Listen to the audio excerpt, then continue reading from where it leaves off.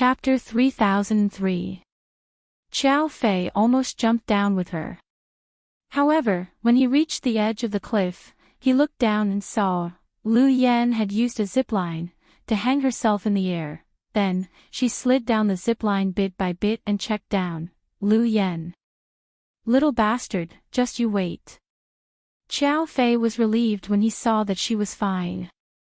Then, he remembered that the cold and taciturn Psycho Xiao had cursed for the first time.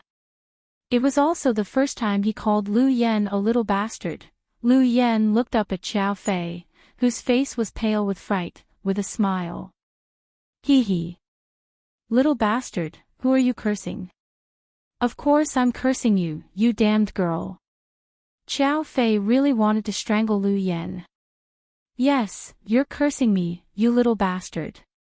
Xiao Fei, at a time like this, she was still in the mood to play word games with him and take advantage of him.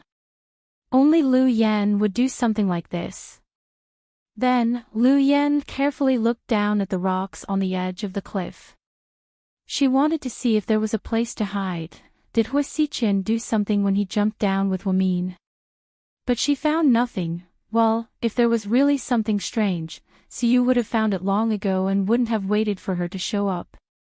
Until she reached the surface of the sea, Lu Yan stopped and paused for 5 seconds. Then, she jumped into the sea with a splash. If he didn't know that she was a good swimmer, Xiao Fei would probably be worried sick again. A few minutes later, Lu Yan climbed up along the rope and got up in no time. Xiao Fei hurriedly pulled Lu Yan, who was dripping wet, onto the bed. Psycho Xiao. Before Lu Yan could speak, Xiao Fei held her tightly in his arms. She almost couldn't breathe. Ahem. Damn you. Let go of me. Are you trying to kill me? Lu Yan didn't know whether to laugh or cry. In the future, if you do something risky like this again, do you dare to tell me in advance? Xiao Fei was so scared that his heart was about to jump out of his chest. He thought that Lu Yan had taken things too hard and jumped down to commit suicide. But after 10 seconds, he immediately lowered his head to check. With Lu Yan's ability, it wouldn't be hard for her to do this. Don't you know me best? How could such a small matter stump me? Oh right, I just made a discovery. What did you find? Xiao Fei let go of Lu Yan slowly. Hua Xiqin is really smart. There aren't any marks on the surface of the cliff, all the way to the surface of the sea, but there's something at the bottom of the sea. Seabed. Lu Yan nodded. There's an area less than 3 square meters below. The sea is very deep, like a whirlpool. But it doesn't look like a natural cave, it looks more like a man-made one. I went down the cave and found a cave inside. Not only is it big enough for 2 or 3 people, but there are other exits as well, Lu Yan said with a smile. Xiao Fei immediately understood. I see. Hua Xiqin sure is smart. Does that mean Sister Mian is fine? Of course. My sister is very lucky. I'm sure she'll be fine. Lu Yan had long suspected that it was Hua Xiqin's doing, but after confirming it herself, she was even happier. The question is, how did Hua Xiqin take Sister Mian away? Where did they go? Xiao Fei asked. That's what worries me the most. Hua Xiqin's plan is so meticulous that it's not strange that Yan Ruoshi doesn't know about it. But I don't think he trusts anyone, right? Ian probably doesn't know either. I think I'm going to meet someone now. Who? Xiao Fei looked at Lu Yan in confusion. Chapter 3004. Suyu. You want to see Suyu? Yes. After my sister and brother-in-law got into trouble, Suyu handled a lot of things. I think he should have a lot of the information I need. But does Suyu know who you are? Xiao Fei thought that the fewer people who knew about Lu Yan's identity, the better. After all, she was being hunted by people everywhere. He doesn't need to know who I am. He just needs to know that I want to help him. Then, Lu Yan put on her windbreaker and walked down the mountain. Despite her young age, Lu Yan was very efficient in her work. Meanwhile, on a deserted island, Huamin slowly opened her eyes. To be honest, the moment Hua Xiqian jumped down with her in his arms, she thought she was going to die. Huamin, who usually didn't even dare to ride roller coasters and drop towers, was dragged down to die together with someone. It felt like she had come into contact with death in an instant and didn't even have time to say her last words. Then, her mind went blank. She couldn't remember what happened next. Huamin opened her eyes and saw a wooden roof. Then, she slowly looked around. He discovered that this was a small wooden hut. The decoration was simple but very warm. There were a few pots of flowers on the windowsill. She was lying on a thick mattress under the bed with a floral quilt. The pillow under her head was also very retro. It was the kind of pillow that was made of wood. This place didn't look like heaven at all. So, Huamin thought that maybe she wasn't dead yet. Could it be that she had transmigrated or something? She was really afraid that she had transmigrated to ancient times. It would be better for her to die. Mian, you're finally awake. The man who opened the door saw Huamin's eyes open and immediately smiled. The moment she heard Hua Xiqian's voice, Huamin's heart fell to the bottom again. Hua Xiqian, you're not dead yet. Hua Xiqian was wearing a simple white sweatshirt and brown cotton pants. There was a hint of China style, but more of a rural feeling. It was just my plan, he said. Neither of us is dead. Where is this place? Where did you take me? Looking at the unfamiliar environment, Huamin was very conflicted. This is a very place where no one can find us. It's a deserted island. You are a psycho. Upon hearing that it was a deserted island, Huamin collapsed again. I was supposed to take you to my private island. There's a mansion, a garden, maids, gardeners, and a lot of fresh fruits and vegetables. It's like heaven, but that island isn't safe yet and will be discovered. So, I plan to stay here for 3 to 5 years. When Qin Chu and Su Yu give up looking for you and everyone thinks that you're really dead, I'll take you back to that island, okay? As Hua Xiqian spoke, he squatted down and looked gently into Huamin's eyes. He spoke as if he was coaxing a child. Hua Xiqian, what's the point of doing this? You're imprisoning me. Huamin was very angry and wanted to resist, but he couldn't summon any strength. No, this isn't imprisoning. Mian, this is companionship. I'm the only man who can be with you for the longest time. As he spoke, he placed his big hand on Huamin's shoulder. Go away. Don't touch me. Huamin struggled emotionally. Be careful, you're pregnant. Hua Xiqian reminded gently. Huamin immediately looked at him in alarm and surprise. Chapter 3005. Don't look at me like that. I've known for a long time that you're pregnant.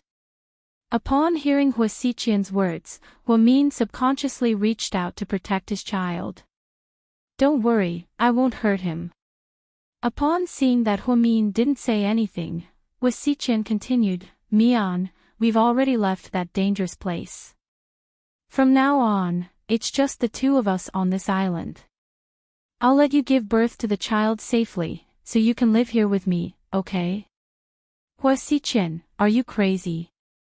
Huamin couldn't take it anymore. I am crazy, I've been crazy for many years. Mian, it doesn't matter if you want to or not, you're living here with me. You have no other choice. This is an uninhabited island that isn't even on the map. Plus, I've installed a signal jamming device, so no one will find this place. Someone will bring us water and food regularly. We can live here without any worries, isn't that great? No, I don't want to live here. I want to go home. Huamin wanted to get up, but he realized that his body was limp and weak, so he lay back down on the pillow. What did you do to me? Huamin glared at Hua Xiqian. You're pregnant right now, what else can I do to you? You've only been unconscious for 3 days and 3 nights. You don't have any strength left. What? I've been unconscious for 3 days and 3 nights. Huamin was slightly surprised.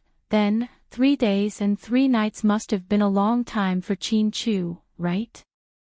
Mian, everyone thinks that we're dead. Qin Chu saw me jump off the cliff with your own eyes. There was tumbling seawater below. No one knows that we're still alive. I'm doing this for your own good.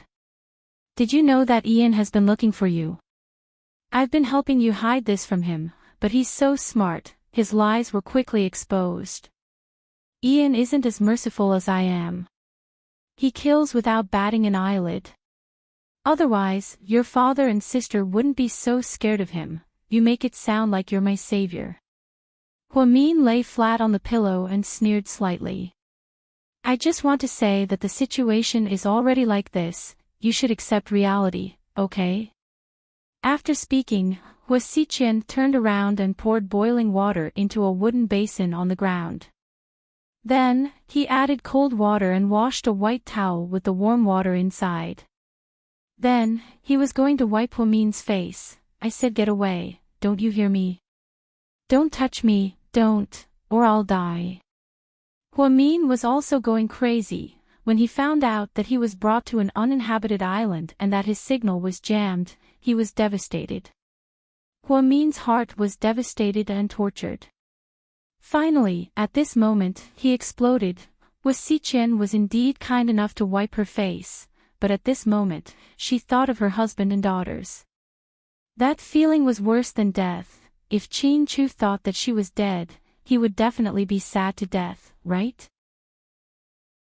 And the twins, if they knew that they would never see their mommy again, they would definitely be sad. At this thought, Huamin broke down and cried for the first time. Hua Xiqian didn't dare to approach her anymore. Instead, he turned around and closed the door, leaving Huamin alone in silence. Lu Yan originally planned to meet Su Yu. However, she received a tip from her subordinate at the last minute. Boss, Ian will arrive in Sea City in 3 hours. After hearing this, Lu Yan's expression changed slightly. Her worst fears came true.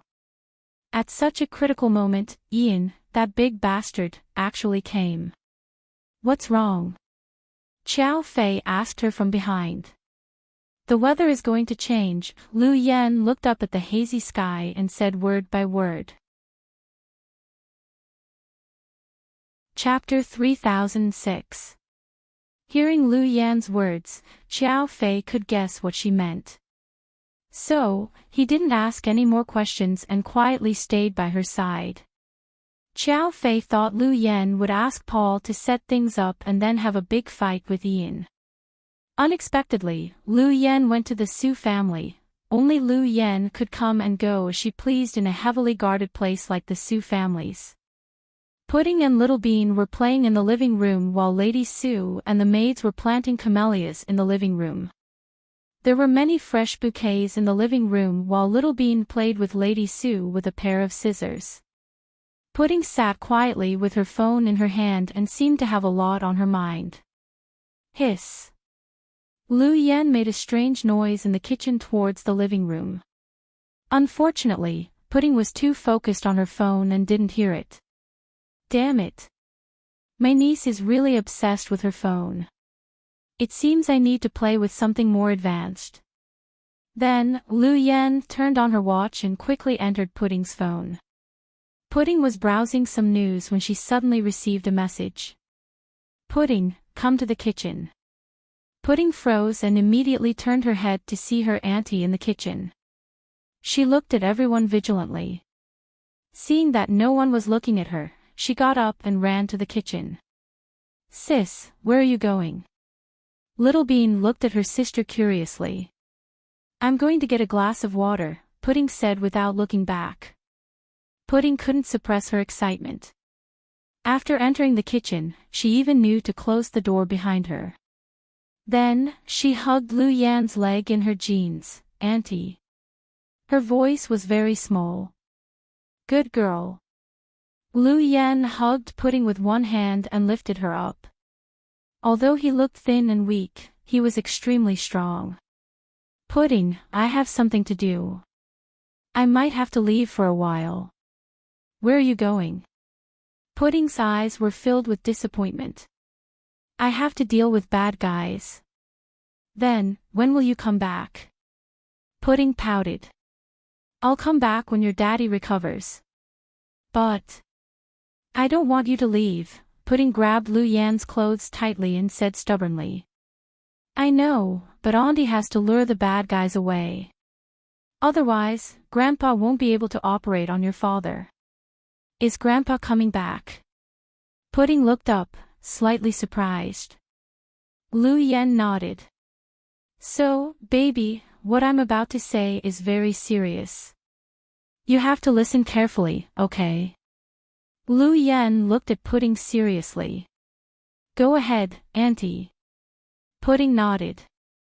"Because Auntie and Grandpa's identities are special and cannot be mentioned to outsiders when Grandpa comes back, so you will definitely not agree to let Grandpa operate on Daddy. At this time, you have to convince Suyu. Grandpa's medical skills are very good. You have to convince Suyu and not reveal Grandpa's identity, okay?" "That does sound difficult," Pudding mused. "Of course. If it wasn't difficult, why would I give it to you? I know you're smart, Auntie, don't flatter me. I'm not as good as you say. I'm just a 3-year-old baby. I even have to drink milk every day." Lu Yan almost laughed out loud. If she wasn't afraid that the people in the living room would hear her, she would have laughed out loud. This kid had fast reflexes. If Auntie doesn't lure the bad guys away, Grandpa won't be able to operate on your daddy. So, we have to work together. If you think it's impossible, Auntie will think of a way. Lu Yan also felt that this was a difficult task for a kid. Chapter 3007. It's okay, Auntie. I think I can handle it, Pudding said word by word. Are you sure? Yeah. I know how to deal with handsome Sue. Pudding looked confident. Okay, little Tsundere. I'll leave this difficult task to you. Auntie. How can I contact you if there's an emergency? Lu Yan waved the watch on her wrist. I've saved your number. I'll contact you if there's an emergency. Okay. Pudding didn't like to be in a passive position, but she was comforted by her auntie's words. Okay. I'll leave now. You can go back now. Little Bean will come to you soon. Auntie. Pudding held Lu Yan's hand reluctantly. Yeah. Be careful when you fight bad guys. Don't get hurt. Okay. Lu Yan's heart warmed at Pudding's words. On her way out, she was still talking to Chow Fei. What do you think? When my sister comes back, I'll ask her to give me Pudding as my daughter. What do you think? Why? Chow Fei was speechless. Because Pudding is very sensible and smart. When I came out, she told me to be careful. To be honest, I haven't had such a warm child in a long time. I don't think your sister will agree, Chow Fei said. Why not? They're twins, why did you have to break them apart? Also. Chow Fei paused. What do you mean? Lu Yan looked curious. You like kids. Can't you give birth to one yourself? Why do you want to take your sisters? Lu Yan, damn it. Give birth to one myself. Do you want me to give birth to one with you? Lu Yan said in annoyance. Not with me. Do you think you can give birth to one yourself? Chow Fei said nonchalantly. Xiao Fei. What do you mean? Damn it. You eat and drink my food and want me to give birth to your child. Why do I love you so much? Lu Yan rolled her eyes. Yeah. I don't know why I'm so charming that you love me so much. Fuck. Psycho Qiao, you're shameless. Lu Yan pointed at Xiao Fei and scolded him as they walked. Xiao Fei didn't react until they were out of the city. Are we leaving this place? Xiao Fei wondered. Yeah. But we're not done yet, are we? There's no time. I have to lure Ian away first. Otherwise, how can father come here? If Ian knows that father is here, he'll bring the entire army here and start a massacre. I see. Xiao Fei nodded. But don't get me wrong. I'm not pitying you or feeling that you've implicated the people of this city. I'm just worried that father won't be able to operate on brother-in-law in peace. I understand, you don't have to explain. Xiao Fei knew Lu Yan didn't mean what she said.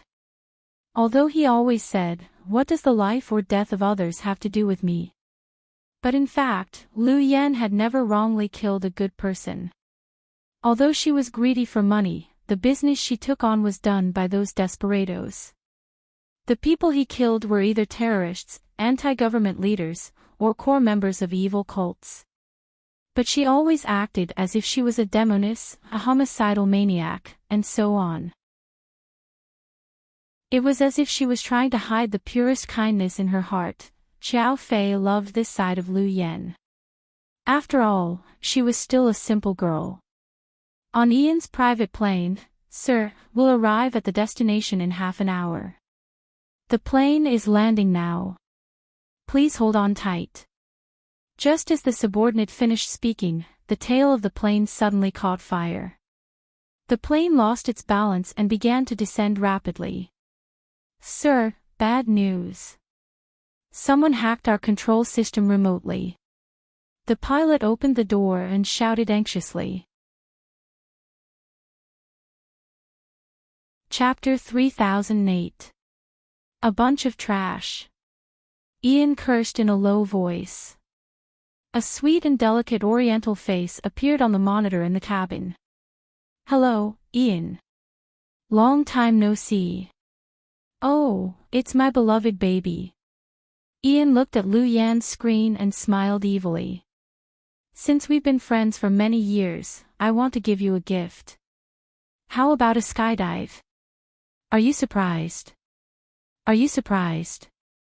After Lu Yan said this, the plane began to shake violently. The pilot took out a set of emergency bags and handed it to Ian. Sir, the plane is about to crash. We have to do an emergency parachute jump. Although he was unwilling, he had no other choice to save his life. Under the help of his subordinates, Ian put on the parachute and stood up slightly. Have a safe trip. Then, Lu Yan blew him a kiss. Ian's face turned from green to white. All these years, no matter who it was, they would be afraid when they heard Ian's name. Even the evil religious fanatic, Levis, was respectful when he saw him. Only Lu Yan, this Asian woman with delicate features, had never taken him seriously. She even played some deadly games with him from time to time, giving him surprises and surprises. He loved and hated her at the same time. Just like that, before Ian's plane reached the destination, Lu Yan hacked into the system remotely, causing the plane to crash. However, Lu Yan knew that this wasn't enough to kill Ian. For someone like Ian, it was too difficult to kill him. He had a lot of talents and masters around him. Even if he jumped into the sea, he would be fine. Because in less than 10 minutes, reinforcements would come to his rescue. On a cliff not far away, Lu Yan looked at the crashed plane through her binoculars and snapped her middle and index fingers. Awesome, Yan, you're provoking Ian in public. Are you tired of living? Xiao Fei stood behind Lu Yan with his arms crossed. She was already being chased by Ian's men. Now that she didn't find it exciting enough, she deliberately blew up his plane. Xiao Fei felt that in the whole world, only Lu Yan dared to provoke Ian in public like this. Because she was indeed a barefooted person who wasn't afraid of wearing shoes. No, I'm tired of living. Lu Yan turned around and chuckled. Xiao Fei, I'm just teasing you. Look at your expression. Don't look at me like I'm an idiot, okay? I'm just trying to distract him because Daddy is about to arrive. I can't let Ian know that Daddy is here. If he knows, the world will be in chaos. When will the professor arrive? They're on their way. They'll arrive in about 6 hours. Lu Yan glanced at her watch. To be honest, Xiao Fei was surprised. It was said that the professor didn't go to Russia when he was shot. Later, Qin Chu went and performed surgery on him. It wasn't because the professor was influential and couldn't be invited, but because the professor rarely left the United States. Without the protection of the Federation, people like the professor would be targeted by all the evil forces in the world. This was because the things he had developed could plunge the entire world into chaos. Power was always the deepest desire of human beings. Obtaining a professor was almost equivalent to obtaining the highest level of power. Therefore, he couldn't fall into anyone's hands. Even Lu Yan hadn't seen her biological father for more than 2 years. Did such a person really come to see City this time? Xiao Fei was looking forward to it. Chapter 3009. Outside the intensive care unit of the military hospital, the 4 bodyguards had been replaced by 6. 4 more people were added to the ward. Suyu always felt that he was careless, which was why he didn't notice that someone had sneaked in. Shen Mingxi held the little girl's hand and stood at the door. Young Master Shen. I'm here to see Qin Chu. Emichim, President Su told me. You can go in. Okay. Shen Mingxi opened the door and entered the ward with the child. Shen Mingxi and Qin Chu weren't close, but because of his relationship with Su Yu, he used to be friends with Huamin and the others. Now that such a big thing had happened, it wouldn't be right if he didn't come. No matter what, Shen Mingxi felt that he should come and see him. So before he came, he called Su Yu and asked for Su Yu's permission before he came. Qin Chu was still unconscious and wearing an oxygen mask. Shen Mingxi was deeply touched. This godlike man could hover between life and death in an instant. It was obvious that humans were very fragile. If one's life was gone, how could one talk about love and fantasize about the next life? Uncle Shen, isn't this Pudding and Little Bean's father? Emichim, what's wrong with him? He's sick. How pitiful. If Pudding and Little Bean knew, they would be sad, right? Yeah, children without a father are pitiful. Shen Mingxi sighed. After hearing this, Tian immediately held Shen Mingxi's hand tightly. Fortunately, Tian still has Uncle Shen. The child's words pierced Shen Mingxi's heart slightly. Then why didn't Auntie Mian come? Auntie Mian, something happened and can't come back. If their father can't be cured, without him, Auntie Mian won't come, and they won't have mommy. Then, are they also orphans? Shen Mingxi didn't answer. Children's questions were always naive, and children's words carried no harm. Uncle Shen, if the sisters' fathers aren't good, can you take in the 2 sisters? Shen Mingxi looked at Xiao Tian curiously. He didn't understand why she would say that. Uncle Shen, Auntie Mian used to treat Tian very well. She always bought me new clothes and food for Tian. She even took Tian home to play with the sisters. If something happened to them, the 2 sisters would be orphans. If they were sent to the orphanage, they would be bullied. I heard that the orphanage isn't a good place. Some vicious teachers would beat the children because the children there are all orphans. Even if they were beaten, no one would care. I don't want the two sisters to be like that. I can eat less in the future. Uncle Shen, can you take the two sisters in and live with me? Shen Mingxi finally understood what Tian Tian meant. She wanted Shen Mingxi to take in the twins and not let them become orphans. Tian Tian, don't worry. Uncle Shen doesn't need to take care of Pudding and Little Bean. Many people are willing to take care of them, Shen Mingxi explained patiently. If Qin Chu and Huamin really couldn't come back, then Su Yu would be the best candidate to take care of the twins, right? He wasn't their biological father, but he was better than their biological father. Just then, the door to the ward was pushed open. Shen Mingxi turned around and saw Su Yu walk in. Shen Mingxi nodded slightly. Uncle Su, Tian Tian greeted him. Su Yu nodded and didn't say anything. To be honest, he didn't like Hui Yan Yan, so he didn't like her daughter. How's the investigation going? Any progress? Shen Mingxi asked. Chapter 30:10. There hasn't been any progress. Su Yu didn't seem to be in a good mood. What about the whole corporation? It's almost done. With Yan Ruoshi's information, it shouldn't be a problem to investigate the whole corporation. Yan Ruoshi is willing to help us. Shen Mingxi was surprised. Yes. With the current situation, she has no reason to hide. She's just a chess piece abandoned by Hua Xiqian. How could she not know her place? You're right. Shen Mingxi nodded. But I checked Hua Xiqian's assets. Something's not right. What's not right? The whole corporation is pretty much an empty shell now. I don't know where most of the money went, and I can't verify it. I suspect that he used other channels to transfer the money away. I've also checked the foreign accounts, and there's not a single cent under his name. Then he probably used another name, Shen Mingxi said. Yes. It seems that this psychopath has been preparing for this for a long time. After investigating this, Su Yu was quite gratified. The plan was so thorough.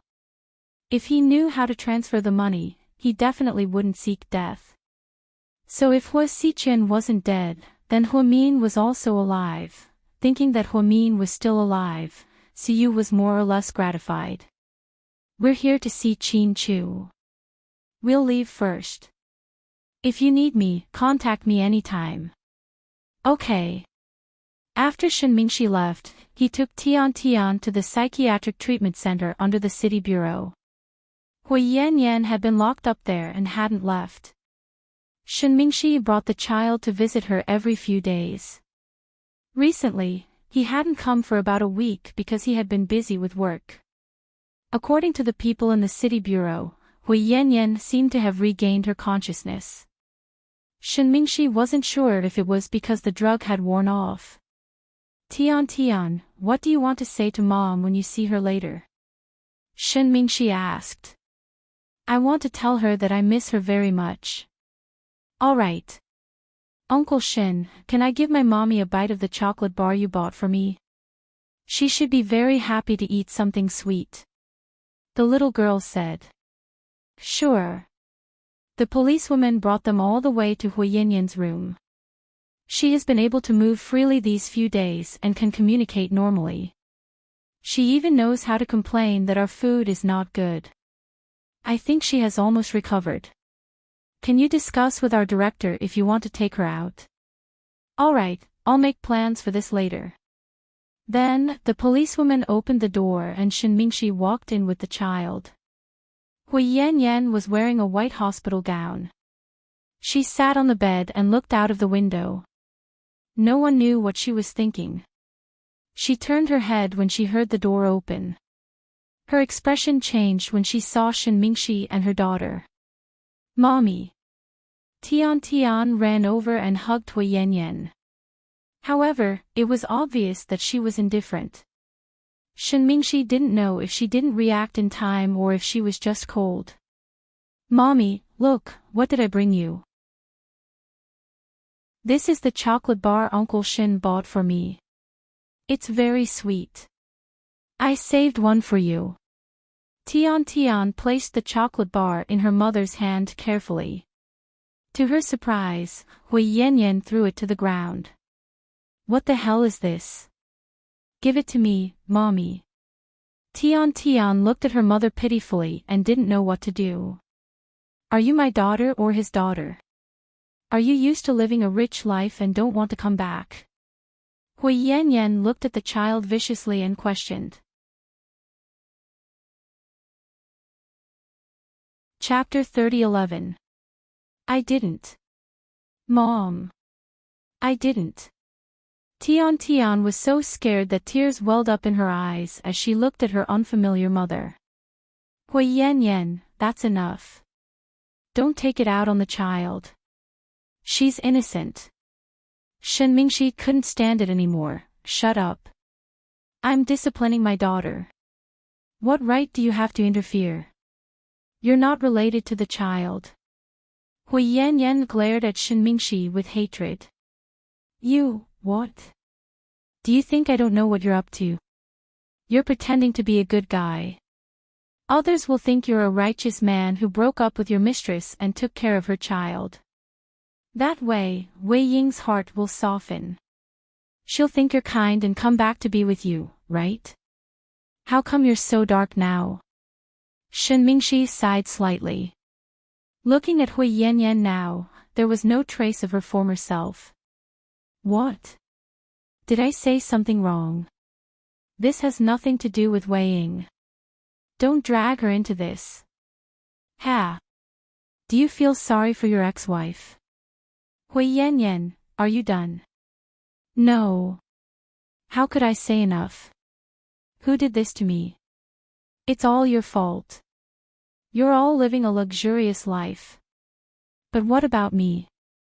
All my family members are gone. They're all dead. My dad, my mom, my brother. They're all dead.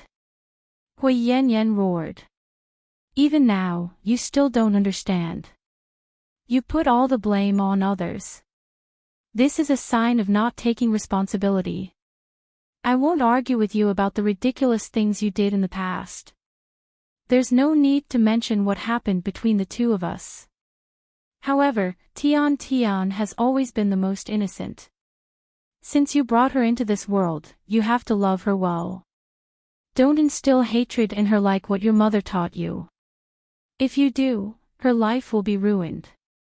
Shen Mingxi, don't talk about morality and benevolence. You're not that noble, are you? You just think that if you don't take care of Tian, people will criticize you behind your back. In order to maintain your image as a Prince Charming, you have to pretend to take care of my daughter, right? Is this kind of charity and pity meaningful? Is it tiring to put on a show? I'm not putting on a show. I really want to take care of Tian. Shen Mingxi was furious. People like you always do things with a purpose. Could it be that you want to raise my daughter so that you can take advantage of her like an old cow? Hui Yanyan finished her words. Slap. Shen Mingxi viciously slapped him across the face.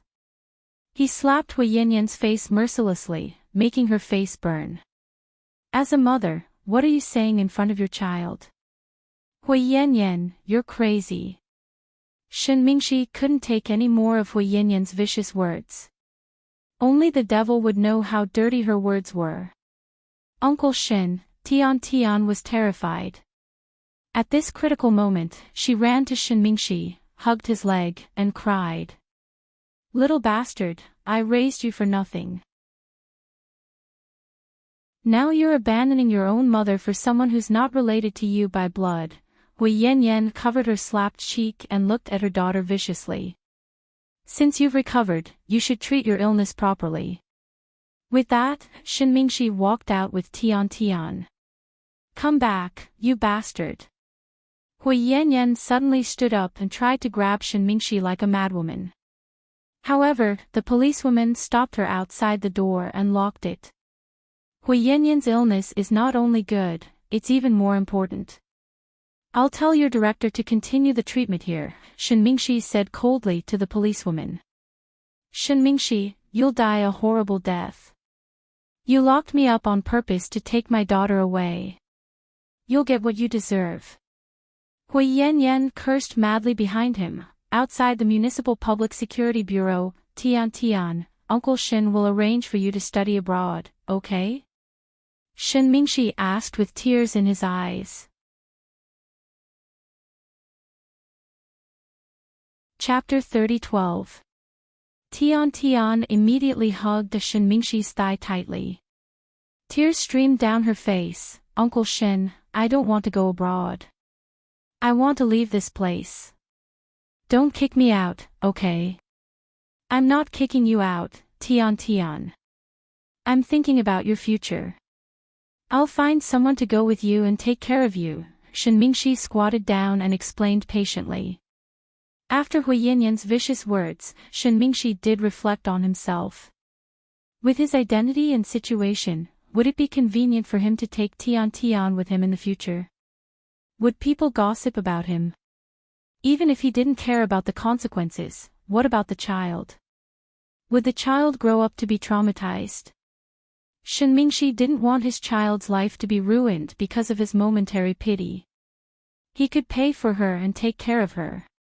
But if she was sent abroad and had a nanny to study with her, her life would be much better than it was now. After all, for Tian, even if she went to school, she couldn't get rid of the trauma left by her mother. In a coffee shop, Auntie, you wanted to see me. Wei Ying was carrying the latest Chanel handbag and wearing an elegant off-white suit. Her long hair was dyed chestnut and fell down in a beautiful straight line. Sitting across from Wei Ying, Mrs. Shen had an illusion. She thought Wei Ying was much prettier than before she married Shen Mingxi. It seemed that a woman's appearance wasn't determined by her marriage. It was related to her mental state and her lifestyle. Now, Wei Ying was no longer full of doubts, cursing, finding fault, complaining, or even hating someone. After the divorce, she felt free. Ying, you're getting younger and younger. Mrs. Shen smiled. No, I'm just pretending to be young. I heard you just came back from a trip. Yeah. I've been addicted to traveling in the past 2 years. I go out with my friends from time to time. How are your parents? My dad's blood sugar is high and he's careful with his diet. My mom is healthy and often plays mahjong with her. Your brothers are running the company now, right? Yeah. It's mostly my brothers. I don't care about the company. Ying. You and Mingxi, you've been apart for years. Have you ever thought about looking for him? Mrs. Shen's words caught Wei Ying off guard. To be honest, Auntie, I didn't think that much.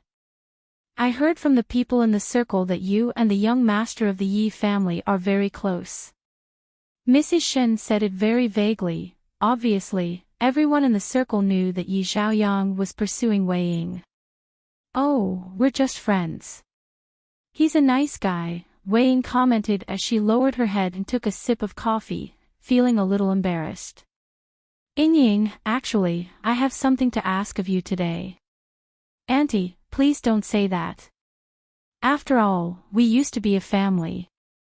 If there's anything I can help you with, I'll definitely help you. Saying the word beg is too serious. Although Wei Ying used to be arrogant, she was still polite to her elders. This matter. I don't even know how to bring it up. To be honest, I know that asking for your help is a little unreasonable, but Auntie really has no other choice. Auntie, tell me what it is and I'll see if I can help. Wei Ying looked at Mrs. Shen. You must have heard that the little bitch Hui Yanyan's child is with Mingxi, right? Mrs. Shen said slowly. Yeah. I heard about it. Ying. Can you help me persuade Mingxi not to take that burden with him? Mrs. Shen grabbed Wei Ying's hand and said in a pleading tone. Chapter 30:13. Auntie, this. How can I persuade him? You know Mingxi never listens to me. Wei Ying looked embarrassed when she said this. If she was really that charming, she wouldn't have to divorce Mingxi, right? No. Ying, you don't know. After Mingxi's car accident, he's changed. He seems to have seen through Hui Yanyan's character and changed his view of you. Especially after you gave him your blood, you're like his savior. I think if you ask him, he'll consider it carefully. Auntie, Wei Ying looked troubled. Look, Xiao Ying, Mingxi is so busy with work now, and he still has to take care of a child. Not only is he being criticized behind his back by the people in our circle, but he's also being mocked for asking for it. After taking care of someone else's mother, he has to take care of someone else's daughter. No one would feel good hearing such filthy words. I've looked for him before and asked him to send the child to the orphanage, but he refused no matter what. He couldn't bring himself to do it. We're not heartless people either. It's true that the child is innocent, but whenever I think of her disgusting mother, I feel very uncomfortable. Don't you think so, Ying? Maybe Mingxi has his own ideas, Wei Ying said. I know my own son very well. He's just too soft-hearted. You're right. But Mingxi lived with that child for a while and it's normal for him to feel pity for her. Wei Ying held the coffee cup and said slowly. I don't object to him taking care of the child, but can he do it in another way? I can help him find a family without a child and give the child to them. She'll live a good life. Isn't that a good idea? Mrs. Shen looked helpless. Then. I think the most important thing is his attitude, right? That's right, Mingxi is stubborn. Just like back then, he still insisted on getting a divorce even though we were so against it. Ying, Auntie is begging you. Can you say something? Auntie, I'll try my best. I'm afraid he'll dislike my relationship with Mingxi if I say too much. He won't. He will definitely consider your words. You are his savior. But I can't force him to think against his will just because I saved his life. Wei Ying smiled. Anyway, find an opportunity to tell me about it. It's the biggest favor you can do for me. Mrs. Shen was selfish. In order to prevent Shen Mingxi from raising Hui Yanyan's daughter, she even asked Wei Ying for help. Wei Ying knew she shouldn't interfere since she knew what she was capable of, but she couldn't stand Mrs. Shen's words. Since Mrs. Shen had put it this way, she had to help her. Then. I'll try my best, Auntie. I can only say that I'll try my best. That's great. Xiao Ying, thank you. You're welcome. Wei Ying smiled awkwardly. Wei Ying had thought that she would find a chance to meet Shen Mingxi in a few days, but to her surprise, they met again at the cocktail party that night. Xiao Ying, look, isn't that your ex-husband? A socialite nudged Wei Ying. Wearing a dark blue evening gown, Wei Ying looked up and saw Shen Mingxi standing not far away. He was holding the hand of a beautiful 5-year-old girl in a princess gown. Isn't that Hui Yanyan's daughter? Young Master Shen adopted her. What's going on? Someone whispered in the crowd. Chapter 30:14. Yeah. What do you think? Young Master Shen doesn't have to bring trouble to himself. Yeah. That kid's mother isn't a good person. When she grows up, she won't be a good person either. What's the saying again? If the upper beam is not straight, the lower beam will be crooked. Young Master Shen is too soft-hearted. I guess he can't bear to part with her. Although she's not his biological daughter, they live together and have feelings for each other. Really? I don't think so. I heard rumors that young Master Shin is a pedophile and wants to keep her for himself after she grows up. Hearing this, Wei Ying's expression changed drastically. She walked over with a long face and said, "You guys seem to have a lot of free time. Is it fun to gossip about other people all day long?" The socialites looked at each other awkwardly. At this age, you should cherish your life. Don't worry about other people's problems, Wei Ying said. We're just defending you. Shen Mingxi used to treat you so badly, that's my business. I'm not even planning for it. Why are you guys following me? Hearing Wei Ying's words, the socialites didn't dare to say more. In Sea City, the Wei family was very wealthy and few small companies dared to go against them. Especially after knowing the relationship between Wei Liao and Su Yu, so, even though they knew Wei Ying was insulting them, they didn't dare to talk back. Then, Wei Ying walked to the side, Shen Mingxi walked in with Tian Tian. After greeting some acquaintances, he went to the side and got Tian Tian a piece of mousse cake.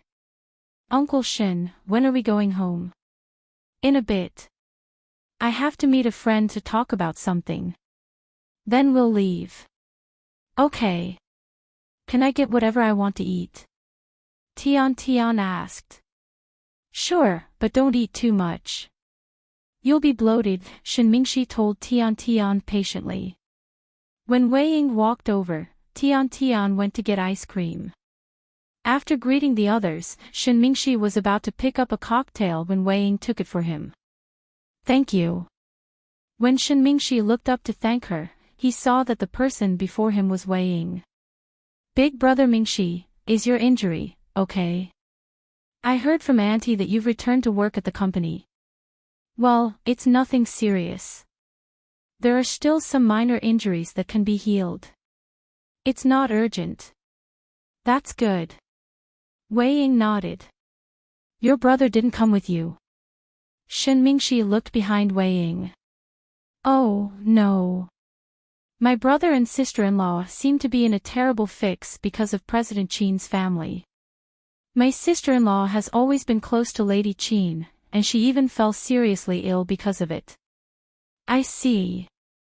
It seemed that everyone in the industry knew about what had happened to Qin Chu's family, but because there were too many people here, Shen Mingxi didn't say much.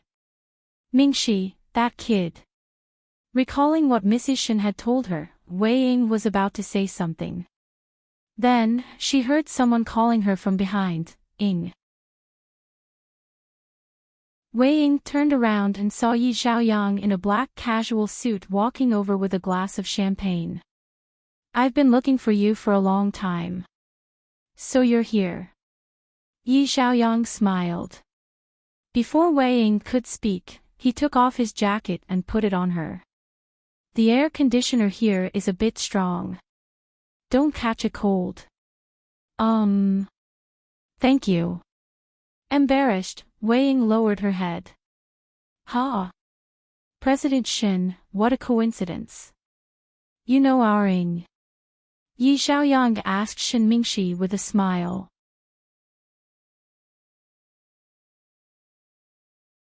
Chapter 30:15. Shen Mingxi was about to speak when Yi Xiaoyang said, Oh, I remember now. You're Ying's scumbag ex-husband, Yi Xiaoyang. Wei Ying was a bit anxious. Sorry, it was a slip of the tongue. I just heard it from others. President Shen, you're a big man. You won't blame me, right? I won't. Shen Mingxi looked at him, obviously displeased. My mom and auntie are over there. Do you want me to take you to them to say hello? Wei Ying wanted to refuse, but she knew Yi Xiaoyang didn't like Shen Mingxi.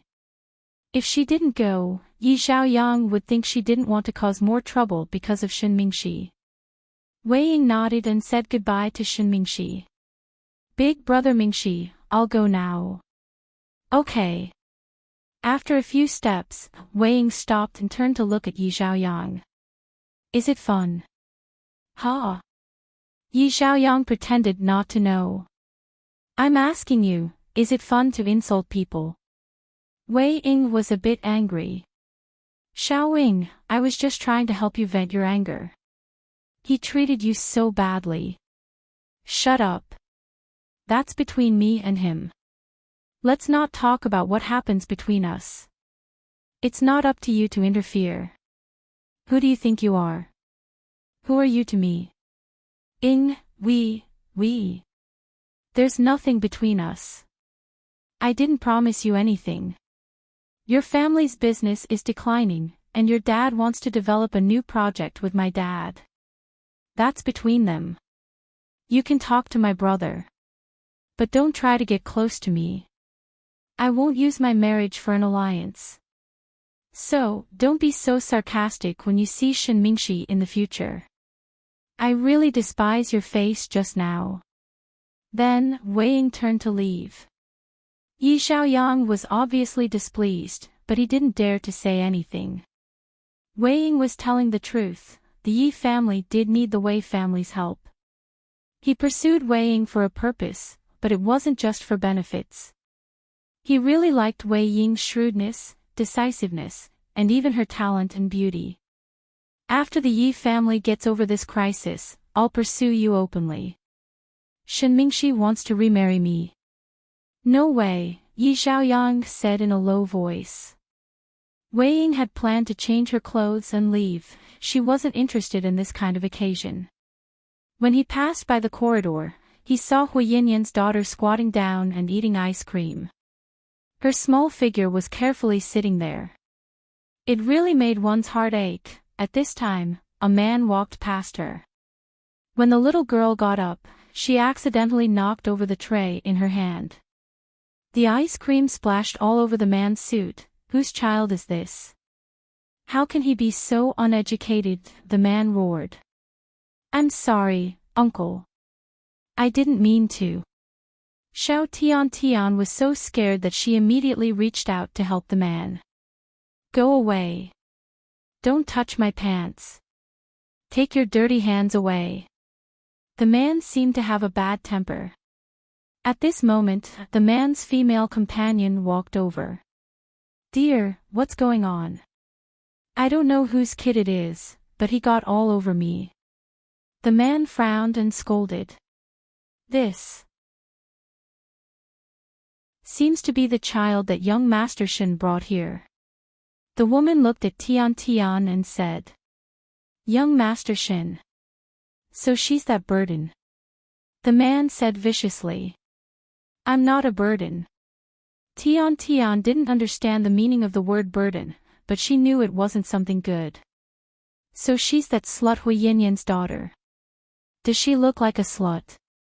Did your mom teach you how to seduce men when you were young? You're trying to get my attention, right? The man pointed at the child and scolded viciously. In the end, Wei Ying couldn't stand it anymore and walked over in her high heels.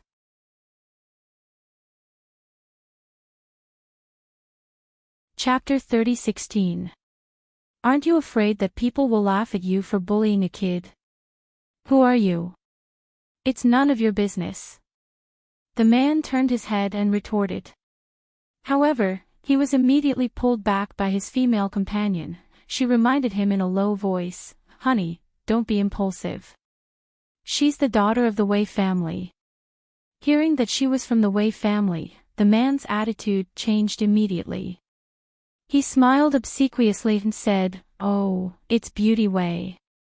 I've heard so much about you.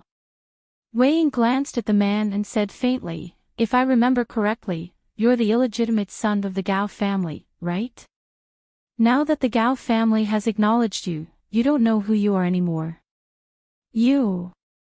The man didn't expect Wei Ying to be so blunt as to expose his shortcomings. What? You're a man, how can you bully a kid? Wei Ying walked over and stood in front of Tian. It's all because of this little bastard. She got me all sticky, the man argued. The kid is so young. You didn't do it on purpose.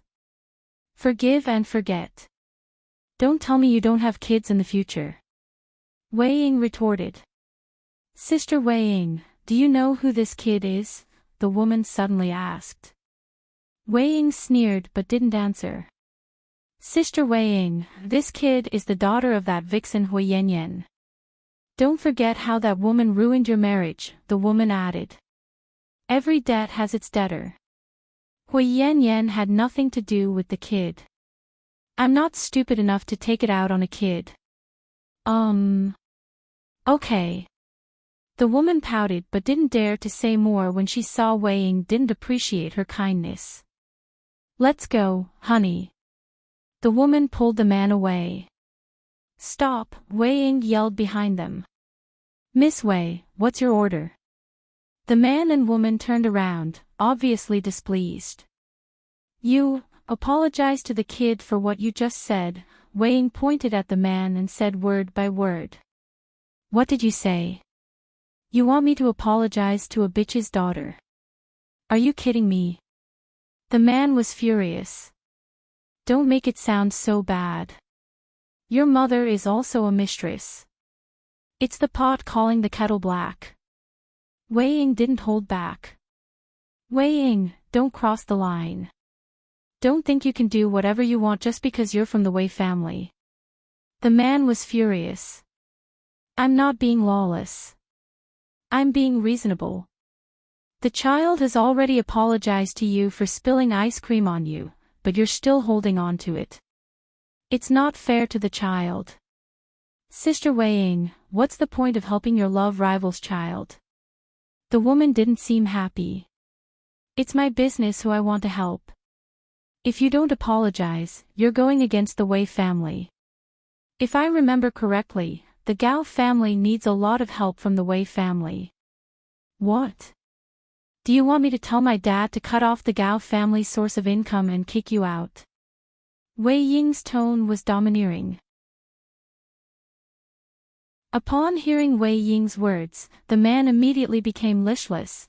In this city, there were very few financial groups that could compete with the Wei family. The Gao family was just a nouveau riche and could only be considered a small family. He didn't even dare to offend the Yi clan, let alone the Wei clan. The man didn't dare to offend Wei Ying, so he immediately changed his attitude and said with a smile, Miss Wei, please be merciful and forgive us this time, okay? You're wrong. Apologize to her, not me. Wei Ying pointed at Tian Tian. More and more people came to watch. Shen Mingxi had unknowingly stood in the middle of the crowd and watched everything quietly. What? Are you going to apologize or not? Wei Ying glared at the perverted man and asked aggressively.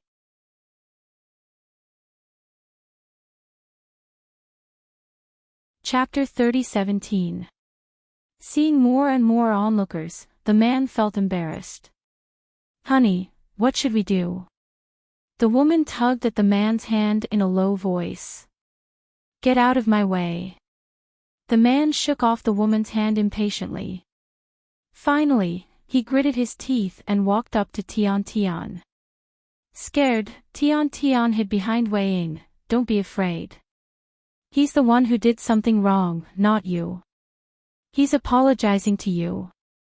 Wei Ying turned around and walked forward with Tian Tian in her arms. I'm sorry, kid.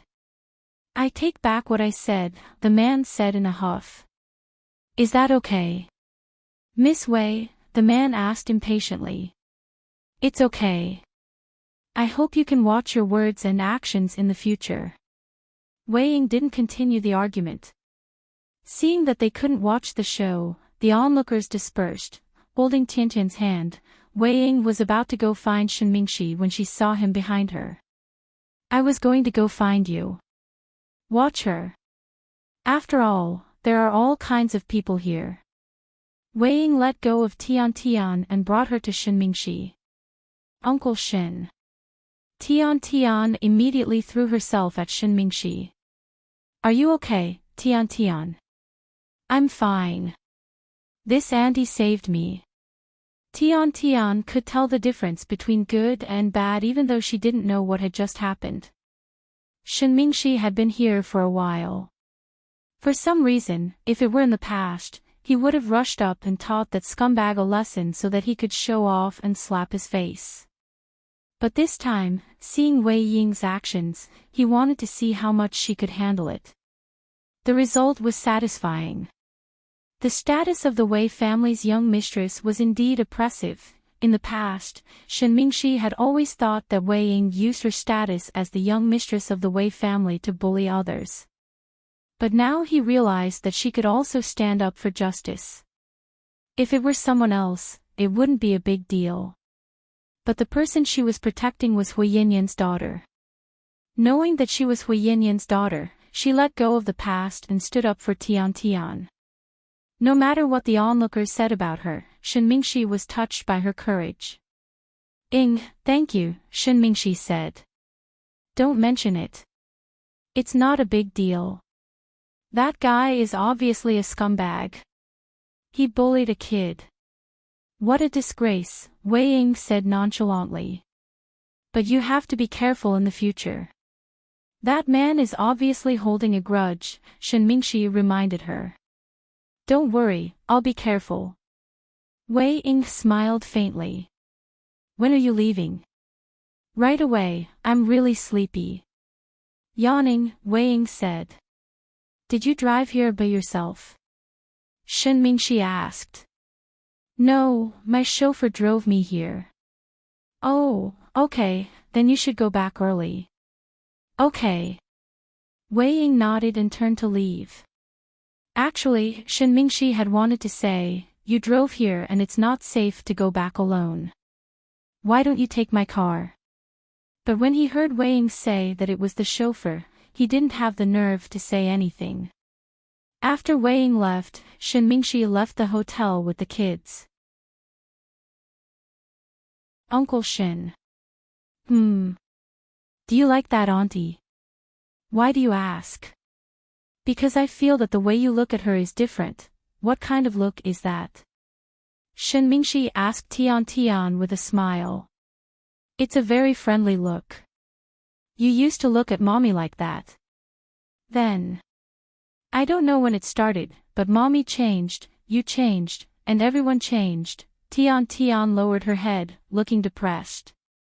Tian Tian, Uncle Shen and your mommy. Shen Mingxi didn't know what to say. At this moment, he heard a loud bang behind him. Shen Mingxi's car was hit by someone.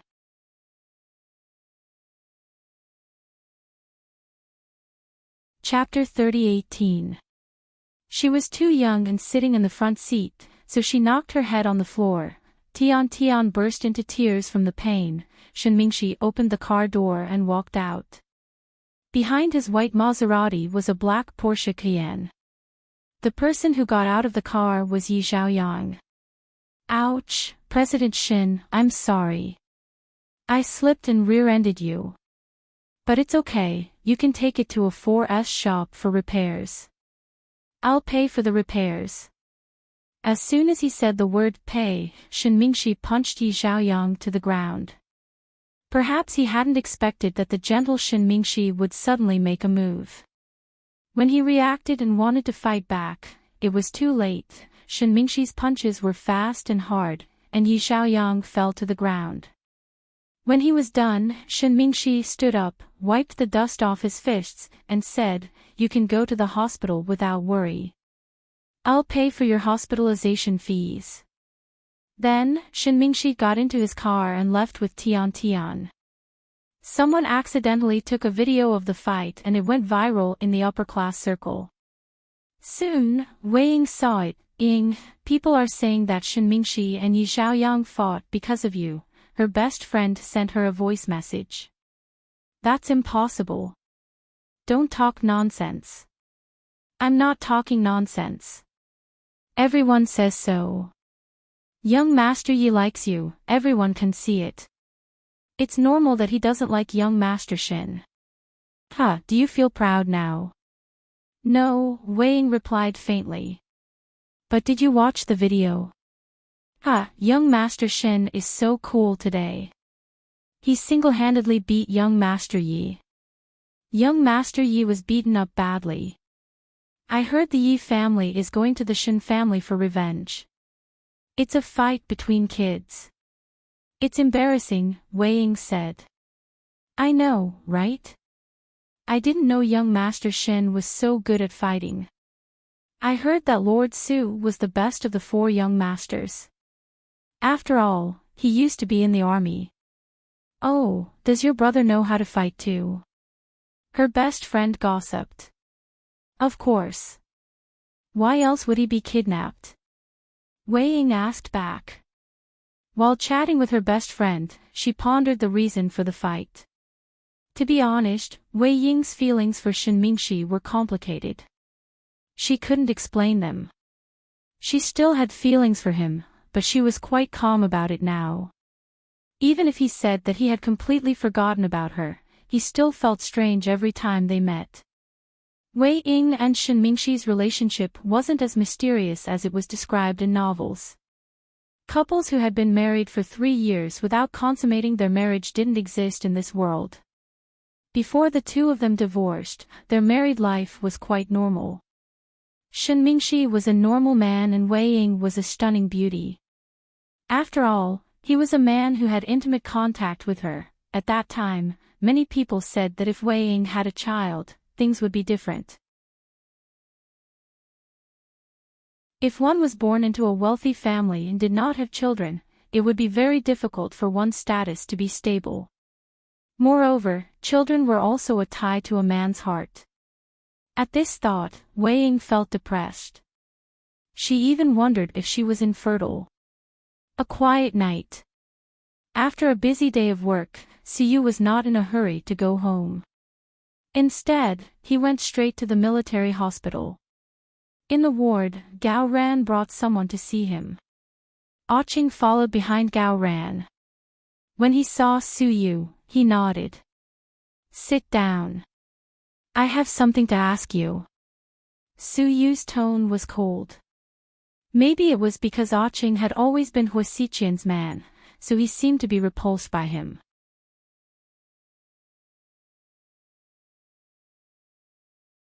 Chapter 30:19.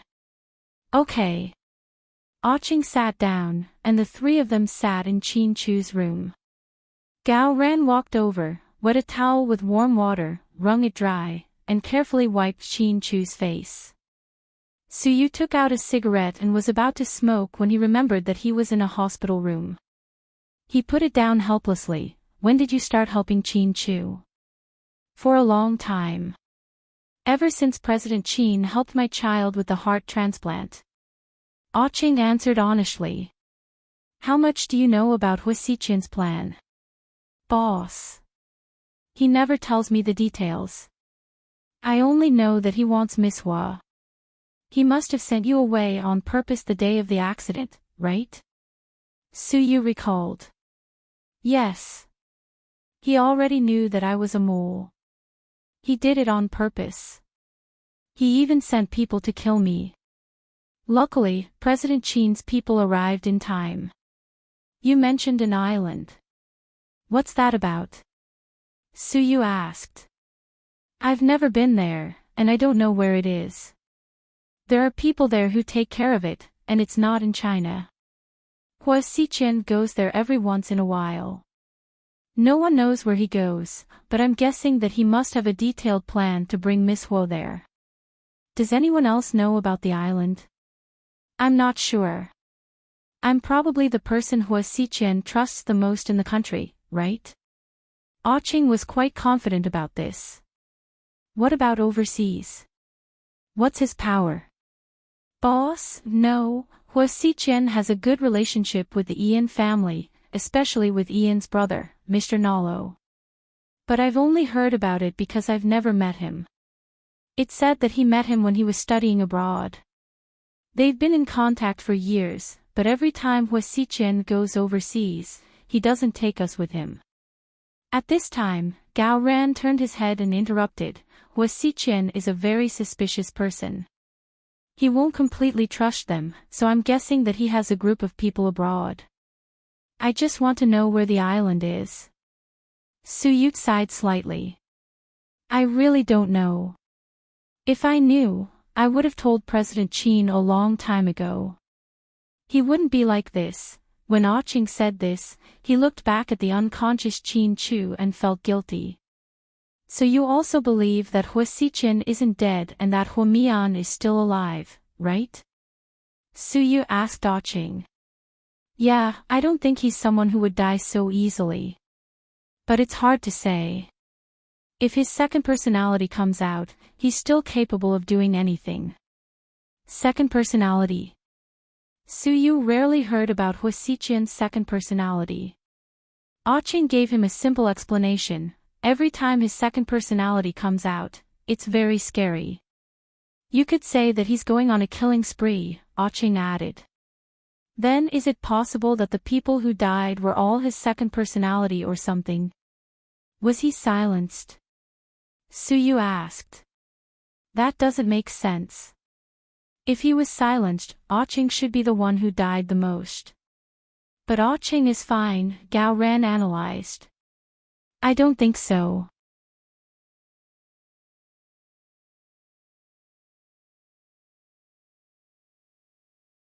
Chapter 30-20. To be honest, Su Yu was pleasantly surprised when he received Rick's call. Because of what he had asked Rick to do, he definitely wouldn't be careless. As long as he could get in touch with an authoritative doctor in the U.S., there was hope for Qin Chu. Rick, is there any news? Su Yu asked. We've tried many times, but they all said no. Rick's tone was heavy. Then what should we do? Actually, I know someone who can save Qin Chu. Who? Lu Yen, Rick said. Who's Lu Yen? Su Yu was confused since he had never heard of this name before. It sounded like a woman's name. Didn't Huamin tell you? No, Su Yu answered directly. Oh, it seems she's still very cautious about this. Who's Lu Yen? Su Yu asked. After all, Rick had said that this was a person who could save Qin Chu. Rick had never been a man who spoke without thinking. If he said this person could save Qin Chu, she must be someone extraordinary. So, he became more and more curious about this person named Lu Yen. How should I put it? This matter is very important and involves a lot of Huamin's privacy. Without his permission, I can't say more. I can only say that Lu Yen is a trustworthy person. She cares about Huamin and Qin Chu as much as we do. Most importantly, she definitely has the ability to save them, Rick said confidently. Damn. That's amazing. If that's the case, then hurry up and contact Lu Yen and ask her to save them. Su Yu didn't want to ask more. As long as she could help Qin Chu, he didn't care what her name was. Lu Yan's whereabouts are always unpredictable. I can only try to contact her. As for whether I can find her or not, I'm not sure. Su Yu, he really wanted to say, then why did you talk so much nonsense? But he also understood that Rick must be worried about Qin Chu. Therefore, Rick must have tried everything he could think of and had no choice but to ask Lu Yen for help. Alright, I know you'll do your best. You definitely will. Su Yu said. Yes, I will. Rick, who had always been a man of few words, only said 4 words. That's it then. We'll keep in touch. Whether I can contact Lu Yen or not, I'll go back to China soon. Before hanging up, Rick said to Su Yu. After asking Ah Ching and talking to Rick on the phone, Su Yu wasn't in a good mood. Although he knew that there was an island in Hua Xiqian, he didn't know its exact location. It was like looking for a needle in a haystack. Finding Huamin in a short period of time might be a long way off. Then, Rick said that he couldn't contact a doctor in the U.S. to operate on Qin Chu, so he had to rely on Lu Yen, who he didn't know if he could contact. All of a sudden, he felt a sense of defeat. Su Yu felt that he hadn't done a good enough job. Now, Huamin and Qin Chu were both in trouble. Other than taking care of their children, he couldn't do anything else. He felt like a useless person. When Suyu returned home that night, it was almost 10 p.m. Thinking that the twins were asleep, Suyu planned to sneak a peek at them and then go to bed. However, when she went in, she found Pudding and Little Bean arguing. "Handsome Sue, you came back just in time," Little Bean said with a pale face. "What's wrong? Why aren't you two sleeping?" Suyu was puzzled. "Handsome Sue, I want to go home. Take me home." "What's wrong, Little Bean?" Hearing that Little Bean wanted to go home, Suyu's heart skipped a beat. Then, he walked over and picked her up with one hand. "I miss Daddy and Mommy. I want to go home. I don't want to live here anymore. My sister doesn't want to leave so she can stay here alone." Little Bean seemed a little angry.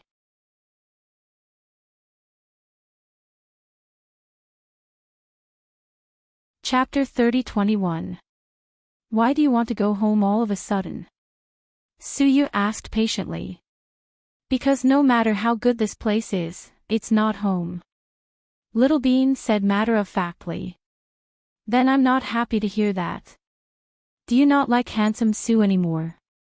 For the first time in his life, Suyu acted coquettishly with a 3-year-old girl. This scene was super affectionate. No, these two things can't be confused.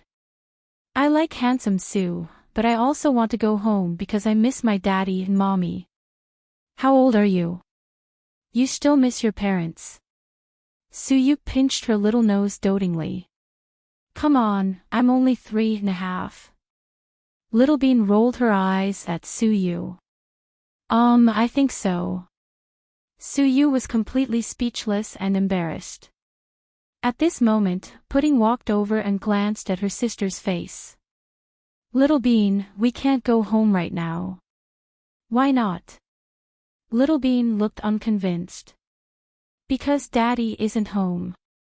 You know, he went to find Mommy. Pudding was still telling a white lie.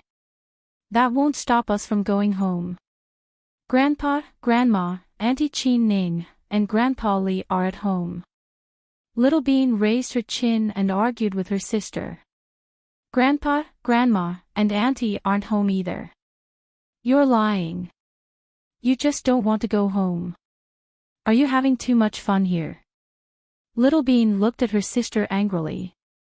Your little eyes are so silly and adorable. Oh, having too much fun. You even know how to use a forward idiom. Do you know what it means? Suyu was amused.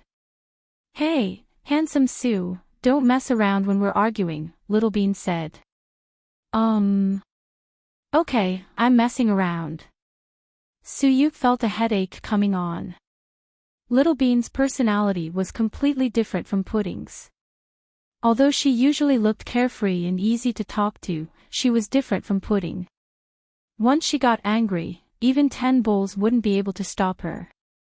For some reason, she suddenly wanted to go home today. Pudding and Little Bean argued for more than 10 minutes, but they still couldn't come to a conclusion.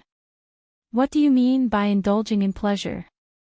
It's not like that at all. Right now, Daddy isn't at home. He went out to look for Mommy, and Grandpa and Grandma aren't at home either. Our house is no longer safe. Living here is the best way to save Daddy's worries.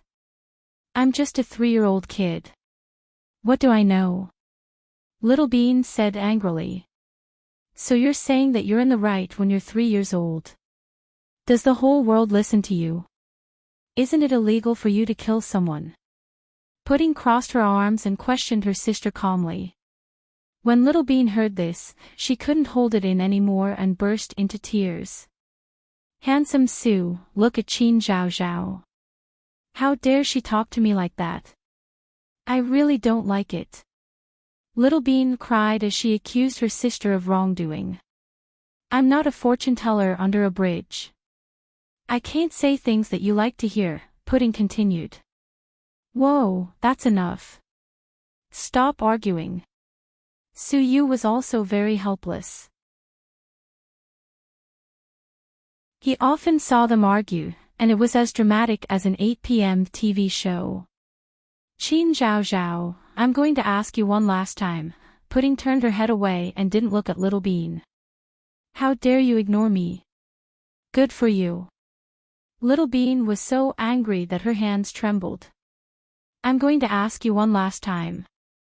Are you coming home with me or not? The home Little Bean mentioned was South Hill Manor.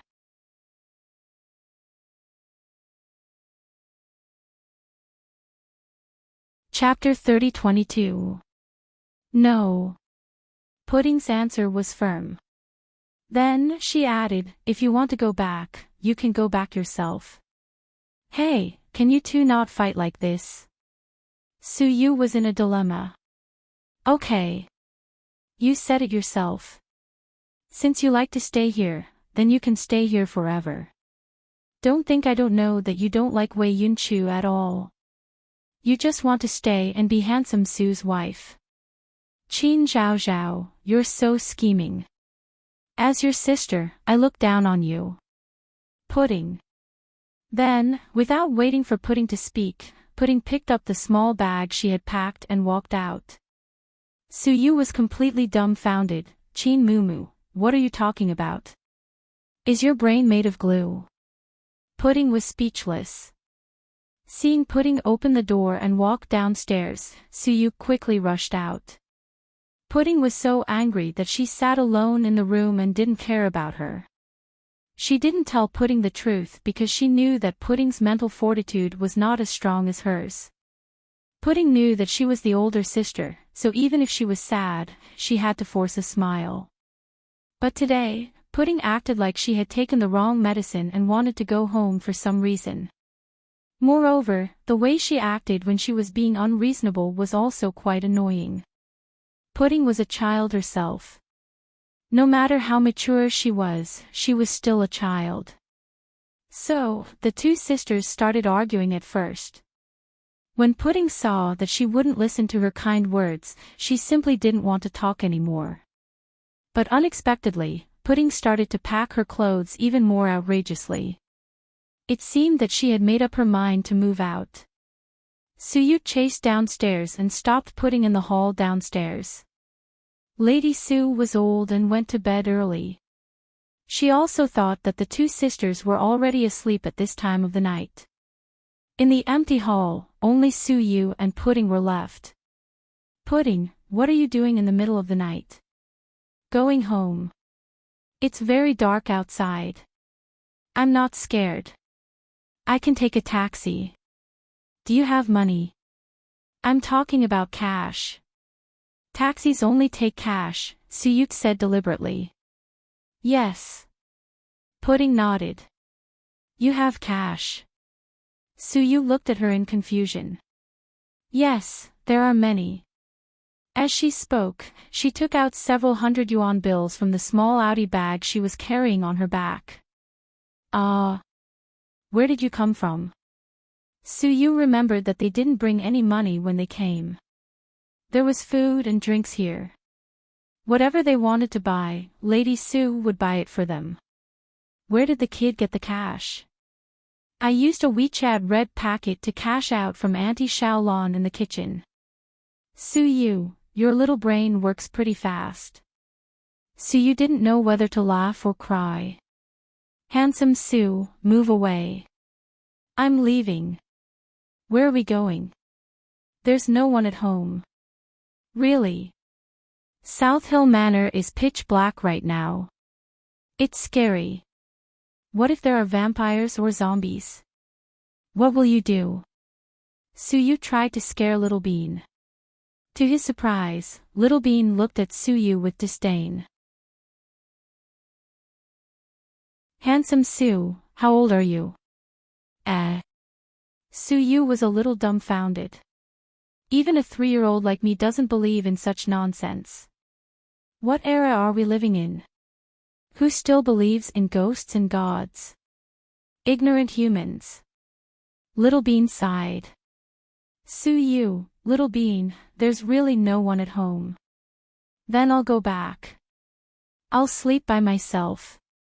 What about food? I can order takeout myself. I have a lot of money in my WeChat, Little Bean said straightforwardly. How awkward would it be if the delivery came when you were taking a shower and no one opened the door for you? Suyu's imagination was quite rich. No. I'll never order takeout when I'm taking a shower. If I order takeout, I won't take a shower. Thank you, Little Bean answered smoothly. Then, what if you miss your sister? After all, you two grew up together and never left each other's side. Suyu began to play the emotional card.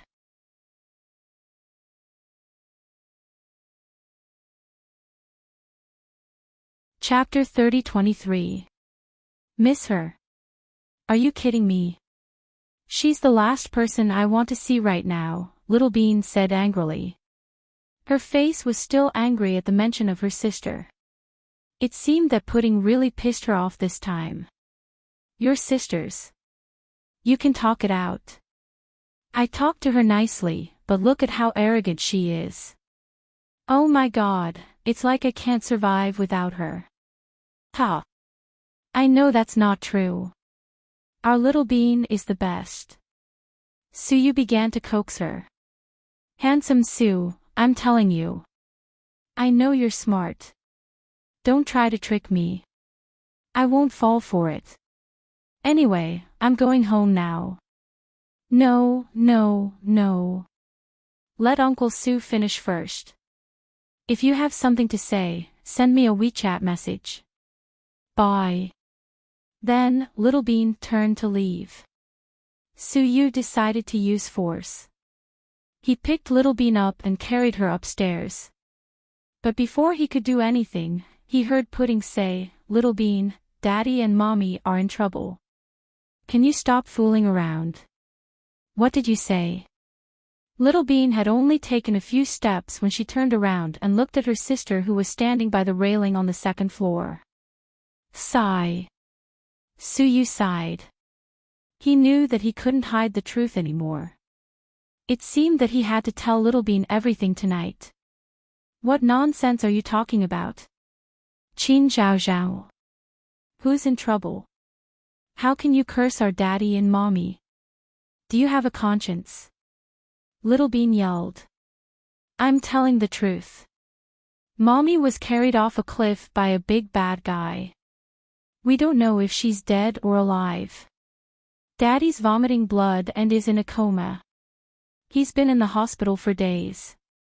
You're lying. Little Bean's reaction was intense. You can ask Handsome Sue if I'm lying. Pudding's face was still calm.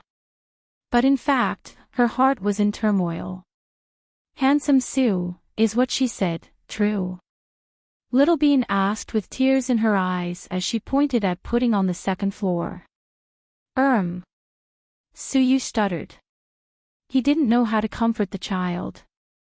Handsome Sue, let's tell her. Otherwise, with her temper, she'll definitely go home. There's no one in South Hill Manor right now. Why would she go home? Pudding was also very angry. She vented all the grievances and sadness that she had been holding in for days. Little Bean, listen to me. Your daddy is in the hospital, but I'm sure he'll wake up soon, Suyu comforted Little Bean gently. I don't believe it. I don't believe it. You're all lying to me. You don't want me to go home. That's why you're all lying to me. Little Bean shook her head and cried. No one is lying to you. I didn't tell you at first because I thought you wouldn't be able to take it. But now, if I don't tell you, you'll continue to make trouble. I can't take it anymore. I'm scared every day. I'm scared that Daddy won't wake up. I'm scared that I'll hear the news of Mommy's death. I've had enough of these days. With that, Pudding squatted down, leaned against the wooden railing on the second floor, and cried her heart out. Little Bean was completely dumbfounded. She knew that even if Pudding was joking, she would never do something like cursing Daddy and Mommy. Then, everything she said was true. The big bad guy jumped off the cliff with Mommy. Daddy is still unconscious. Oh my God. This was terrible news. In the end, Little Bean burst into tears. Looking at Pudding crying on the second floor and Little Bean crying on the first floor, Suyu's heart was completely broken.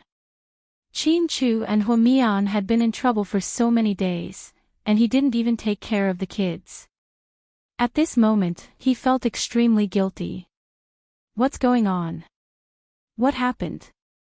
Why are the kids crying? Hearing the noise, Lady Sue got up in her nightgown and walked out with gold-rimmed glasses.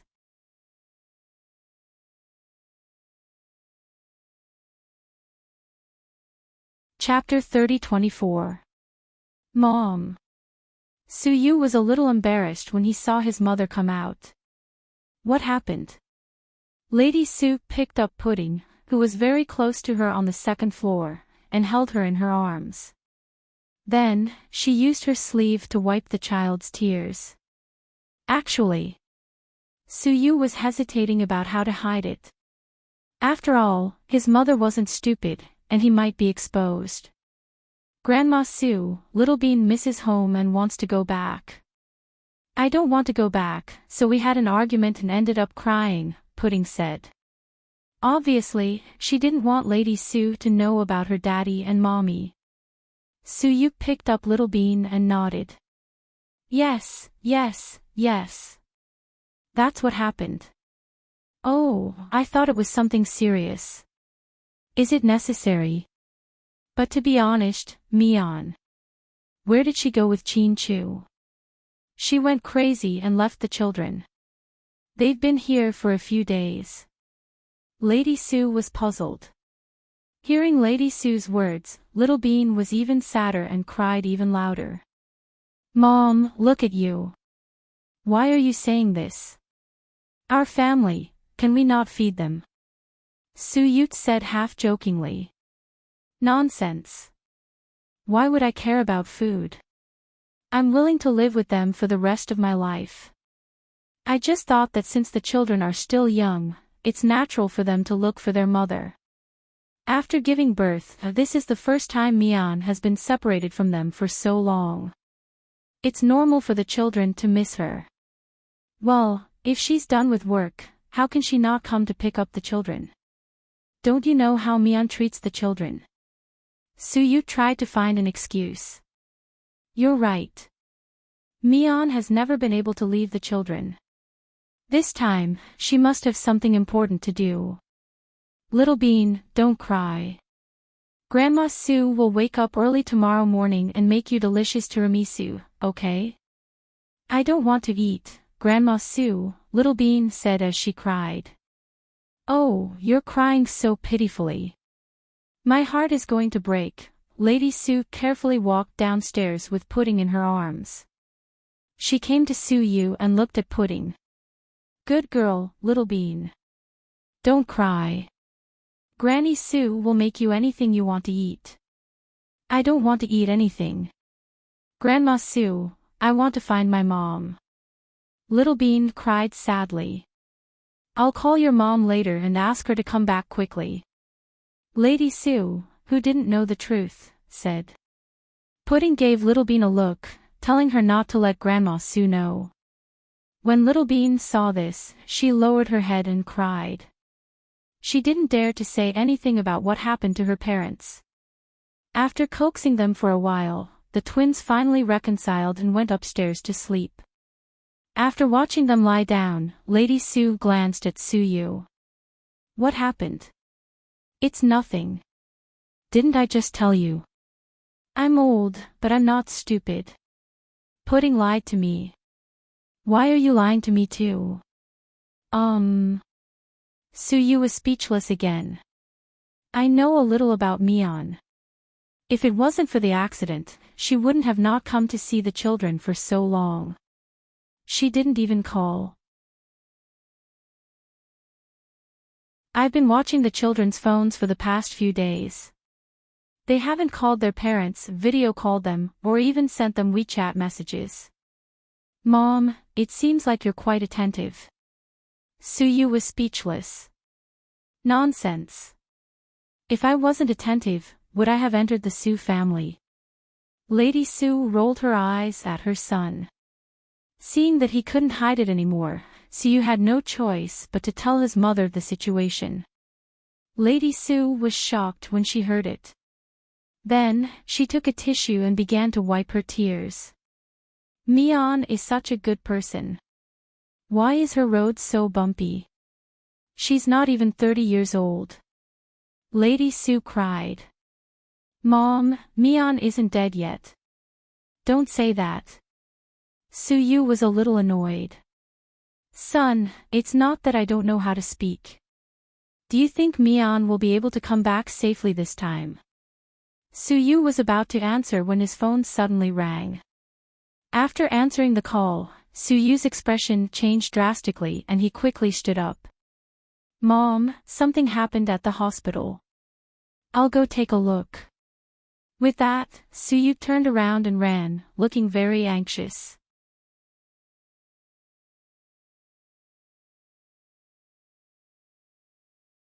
Chapter 30-25. On his way to the hospital, Suyu almost ran like crazy. When he received the call and heard that it was about Chin Chu, he was scared out of his wits. After all, a stranger had just sneaked in and drugged the bodyguards. Not long after Suyu left, Pudding put Little Bean to sleep and was about to go to the washroom when she saw a call from an unknown number. Hello.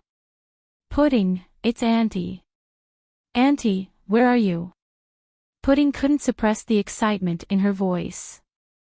Baby, I don't know where I am either, Lu Yen said, amused. Pudding, baby, listen to me. Do you remember what I told you last time? Yes. Pudding nodded solemnly. Your grandpa is here and will probably arrive at the hospital tonight. But Suyu won't let your grandpa operate on your daddy, so you have to do it, Lu Yen said. Grandpa is here already. Pudding was delighted. Yeah. As far as I know, yes. Okay. I got it. Then, Pudding hung up the phone and ran out to Suyu's room. To her surprise, it was empty. Ha! Where's handsome Su? Pudding, why aren't you asleep yet? Lady Su poured a cup of coffee and went upstairs. She saw Pudding standing outside Suyu's room. Grandma Su, where's handsome Su? He went out. Where did he go? He didn't say. He just said it was an emergency. Pudding nodded and called Suyu. Hearing that Suyu was in the hospital, Pudding immediately grabbed Lady Su's hand and said, Grandma Su, can you ask the bodyguards and chauffeur to take me to handsome Su? Now. Lady Su was surprised. Yeah. Now. Pudding, your Uncle Su went out to do something. You can talk to him when he comes back, okay? No, Grandma Su. It'll be too late if he comes back. I have to talk to him now. Lady Su knew Pudding wasn't an immature child. She must be in a hurry. After hesitating, she asked the chauffeur and bodyguards to take her to the military hospital. Entrance of intensive care unit of military hospital. Suyu walked over and found many people standing at the door. There were doctors and guards. A group of people surrounded a white-haired old man. The old man had white hair and was wearing a dark brown shirt and black trousers. His face showed that he had been through a lot, but his eyes were sharp. Young Master Su, you're here. What's the situation? Hearing that someone was about to break into Chin Chu's ward, Suyu immediately rushed over. This old man wants to go in, but when we ask him who he is, he won't tell us. His identity is very suspicious. The guard said. Who are you? Suyu looked at the old man in an unfriendly manner. Kid, you're Suyu. The old man looked at Suyu with a smile. How do you know my name? He's Commander Su's grandson.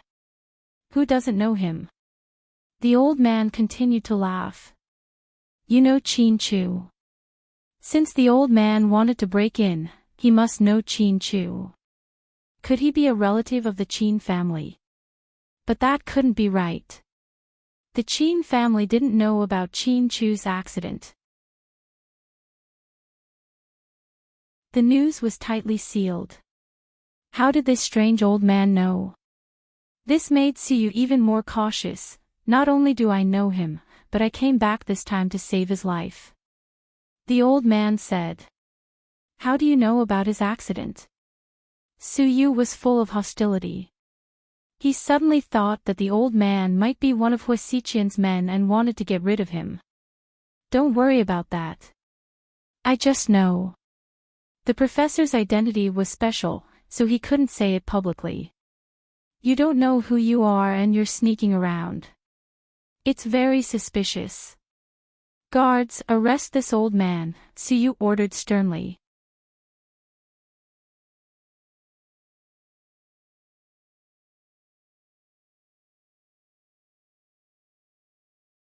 I'm not that reckless. My grandpa. Pudding almost blurted out the word grandpa. She quickly changed her words and said, this old man is very powerful. Trust me, he's the only one in the world who can save my dad. Who told you that? Were you brainwashed or hypnotized? Suyu was furious.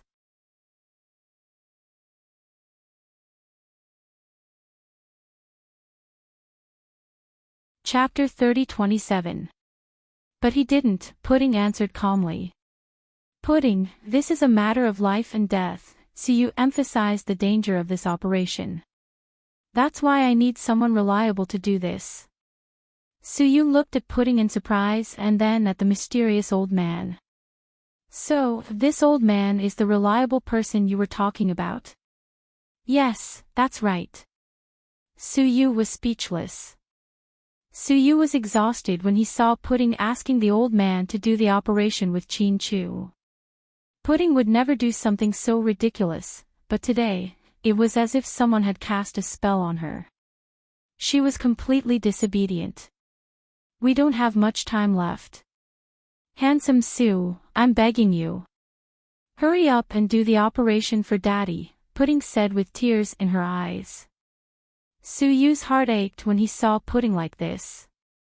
However, he wasn't confident because he didn't know the old man's identity. If he did something bad during the operation, Chin Chu might die. If Hua Min came back safely and found out that Chin Chu was dead, he would hate Suyu for making the wrong decision today. Pudding saw the hesitation in Suyu's eyes. Pudding added, Handsome Sue, this time, I'll take all the responsibility and consequences of Daddy's operation. It's not about who will take the responsibility. I'm just afraid that it'll be too late to regret it, Suyu continued to hesitate. You won't regret it. Daddy will wake up safely. Only when Daddy wakes up can he find Mommy, Pudding said calmly. But Pudding, Handsome Sue, I'm begging you. We've known each other for more than 3 years. I swear on my life's integrity that this time, please trust me, okay? Pudding was firm in her words. She felt that Suyu had no reason to refuse, nor did he have the heart to refuse. In the end, Suyu lost to Pudding. Okay, Pudding. Uncle Sue believes you. Thank you. Pudding rushed over and hugged Suyu excitedly. Then, he turned around and smiled at the old man. Can we start now? Pudding, come with me. I want to see how he's doing, the old man said. All right. Pudding. Suyu was still worried that Pudding would go into the ward alone with this mysterious old man. I'm fine, Handsome Sue. Wait for me outside. Be a good girl. Pudding was in a great mood. Suyu watched as the little girl, who was wearing a white doll dress with red polka dots, followed the old man into the ward. Young Master Sue, this is too ridiculous, isn't it? The doctor from the military hospital couldn't understand. There were so many top doctors in the country who couldn't do anything, but an old man who suddenly appeared could do it. Could it be that he was an immortal? Suyu didn't answer because he also didn't think it was reliable. However, he was willing to trust Pudding. Pudding wasn't an ordinary child. She was a little girl with a terrifyingly high IQ. She inherited her parents' powerful genes and could deal with many unexpected situations on her own. He and Pudding had been kidnapped twice and narrowly escaped death each time. Suyu believed that a smart child like Pudding, who loved her father so much, would never do anything risky. Since she insisted on using him, she must have her reasons.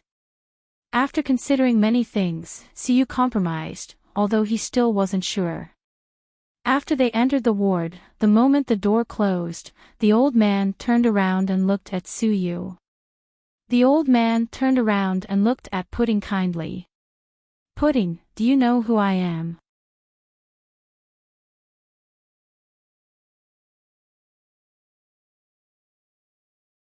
Chapter 30-28. Pudding stared at the old man with her big watery eyes for 3 seconds and said calmly, I know. Your grandpa. Hearing the words, grandpa, the old man's eyes immediately warmed up. To be able to hear Mion's daughter call him a grandpa in his lifetime was an indescribable happiness. The professor reached out and patted Pudding's head lovingly. Good girl. They didn't talk much. The professor walked up to the bed and did a series of examinations for Chin-Chu. Pudding didn't understand the equipment on her grandpa. Was it like her auntie's watch phone? It could create an illusion when he made a call. It was an advanced technology that had never been seen on the market. After about half an hour, the professor took off the equipment on Chin-Chu. It seems these quacks are good. Basically, the diagnosis is correct, the professor said. Grandpa, how's my daddy now? Pudding walked over and asked worriedly. It's not good, the professor said as he packed up. But you'll find a way to save him, right? Pudding said confidently. Who told you that your grandpa will definitely find a way to save your daddy? The professor smiled lovingly. Auntie told me, Pudding answered honestly. I knew it. Other than that damned girl, no one else is as annoying as you. The professor smiled helplessly. Grandpa, are you sure you can save Daddy? Pudding asked. You were so confident when you talked to that young boy outside. Why are you not confident now? The professor wanted to see how his grandson, who was rumored to have a high IQ, would react. That's because we don't doubt people. Auntie is so smart. If she said that Grandpa must have a way, then he must have a way. Emichim, you're right. The professor nodded in satisfaction. Grandpa, have you thought of a way to save my daddy? Emichim, I have. That's great. Grandpa, you're amazing. For the first time, Pudding admired someone from the bottom of her heart. When a huge problem was placed in front of them, everyone was helpless. Then someone came and said lightly, Emichim, don't worry. I'll solve this problem. At this moment, one would think that he was a godlike person. Then when can I operate on Daddy? Will he be able to wake up after the surgery? Pudding asked 2 more questions in a row. Before the operation, Grandpa has to do one more thing. What is it? Pudding was curious. Detoxification. Your daddy. This guy is so perverted that he drugged himself to suppress his mental pain. For a long time, the toxins have accumulated in his liver. If they are not removed in time, the internal liver will continue to be in a state of necrosis. Grandpa said a lot of professional things. Although Pudding didn't really understand, she could tell that it was a problem that couldn't be ignored. Okay, then Grandpa will detoxify Daddy first. Pudding nodded. Where is Little Bean? She's still at Grandma Sue's house. Grandma Sue. Are you talking about Suyu's family? Yes. How about this? Come back to South Hill Manor with me. I can take care of you while researching the antidote. Is this okay? Pudding was pleasantly surprised. Of course. Do you want to go back with Grandpa? The professor smiled warmly. Yes. My sister and I both miss home. It's great that Grandpa is here. For the first time, Pudding couldn't be so calm. She couldn't suppress the excitement on her face. So, I need you to tell the kid outside that you'll deal with him first. Then we'll go home. The professor pointed at Suyu outside the door. Pudding nodded and opened the door to walk out. Pudding, how was it? What did the old man say? Suyu was also very nervous.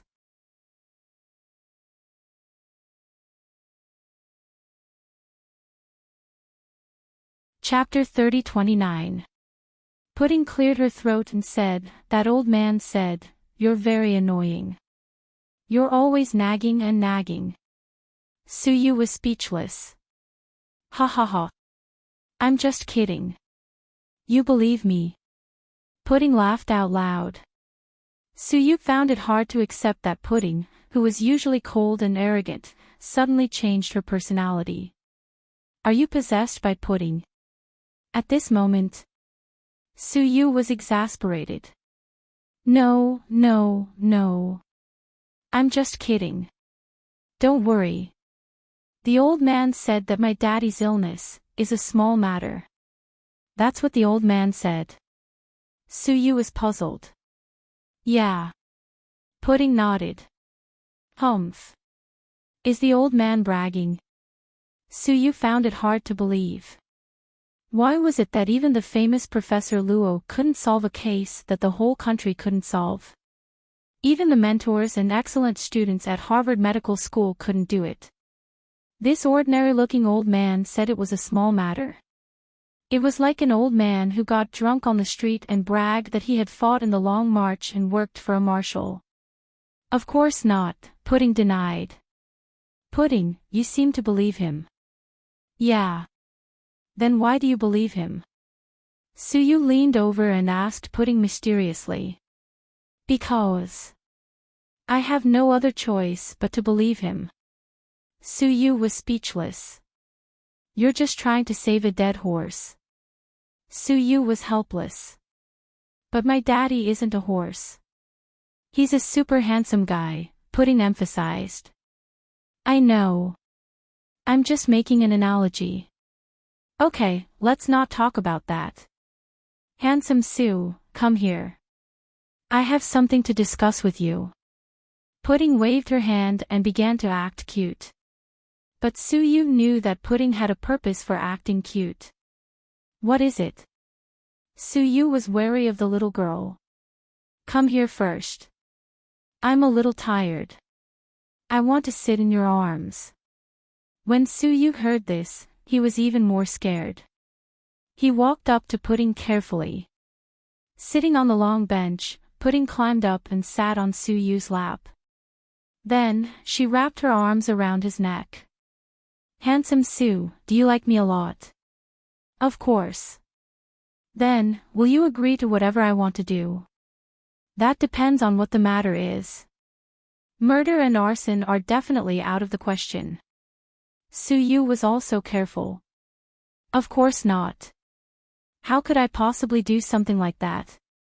Then everything else can be discussed. Then I want to ask you for a favor, Pudding said mysteriously. Speak. Promise me first, then I'll tell you. Fuck. What kind of logic is this? I don't even know what it is, so how can I promise you? Suyu was dumbfounded. I don't care. If you don't agree, I won't tell you. Pudding continued to act shamelessly. Actually, she had learned this from her mommy. She found that her mommy often used this trick to deal with her daddy, and it worked every time. Pudding thought that it would work on Suyu as well. After all, he loved her and Little Beans so much. What are you playing at? Don't be naughty. I'm not. I'm being serious. Handsome Sue, just say yes. It's not a difficult thing. I'm not asking you for 1,000,000 yuan. Pudding smiled. Humph. 1,000,000 yuan is easy, so you thought for a moment and thought that the little girl probably wouldn't cause any trouble. So, he nodded. Okay. Tell me. You agree. Pudding was pleasantly surprised. Yes, I agreed. Here's the thing. Little Bean and I will go back to South Hill Manor and live with the foreign, old man. No. As soon as Pudding finished speaking, Su Yu's face turned cold.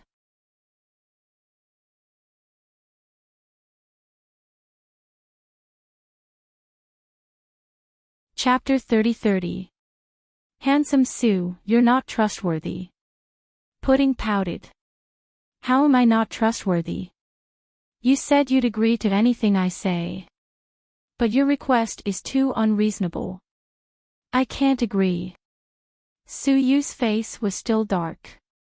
How is it unreasonable? I just want to move back home with my sister. With that old man of unknown origin. Su Yu questioned. He's not an old man of unknown origin. He's... Pudding paused. Her auntie's words came to her mind again. Her auntie said her grandpa's identity was special and she couldn't tell anyone. She couldn't even tell Su Yu to avoid unnecessary trouble. Pudding didn't know her grandpa's identity, but her auntie was right. Pudding swallowed the words that were about to come out of her mouth. He's... What? Su Yu saw Pudding's hesitation and wanted to get more information. He's the one who can save my daddy. Pudding, are you sure you're not hiding anything from me? Su Yu's eyes were sharp. No. Then why do you trust him so much that you want to move back to South Hill Manor with your sister? Do you think it's safe there? I trust him. Nonsense. Su Yu was really angry this time. Handsome Sue, you promised me. You can't go back on your word. Don't waste time. They said they can cure my daddy. Let's detoxify him first.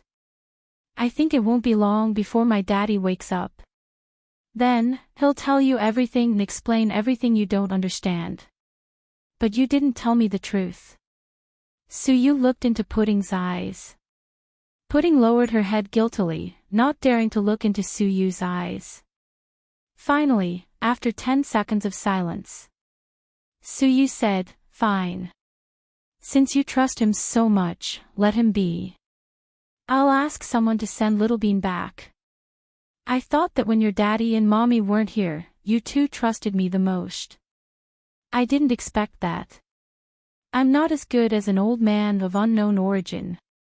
It's not like that, Handsome Sue. We still love you. Pudding was worried. Hearing Su Yu's words, she was sad. It's okay. You can do whatever you want. I've done my best. Your daddy asked me to take care of you, and I've done my best. Your mommy isn't here now, and I've done my best to protect your daddy. I, Su Yu, have a clear conscience toward the Qin family. After that, Su Yu carefully put the child down on the ground. Then, he walked towards the other end of the corridor. Handsome Sue, I'm sorry. You'll understand in the future. Pudding's voice was very small. Looking at Su Yu's lonely back, she felt very sad and wanted to cry. However, she knew rationally that crying wouldn't solve anything.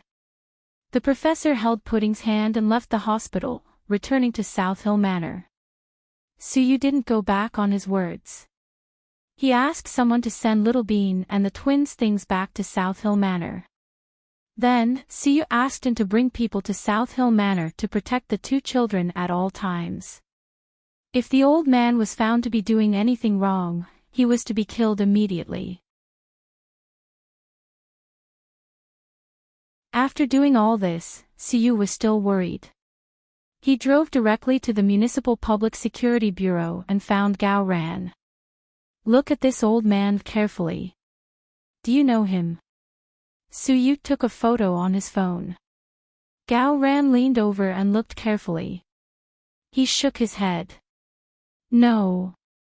You've never seen him even once. No, Gao Ran replied. That's strange. Who is he? Su Yu muttered to himself. Didn't you check his background? Gao Ran asked. I did, but I didn't find anything. This old man's information is blank. Blank? That's impossible. Gao Ran was surprised.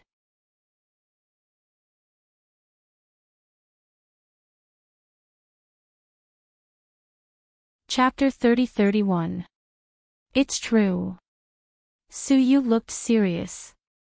How is that possible? Even if he's an ordinary person, his background wouldn't be blank. There must be some basic information about his family. But he didn't. Then, if he's not a citizen of our country, did you find out which country he's from? I couldn't find out his nationality. Do you know what that means? It means I don't even know his name. Su Yu sighed deeply.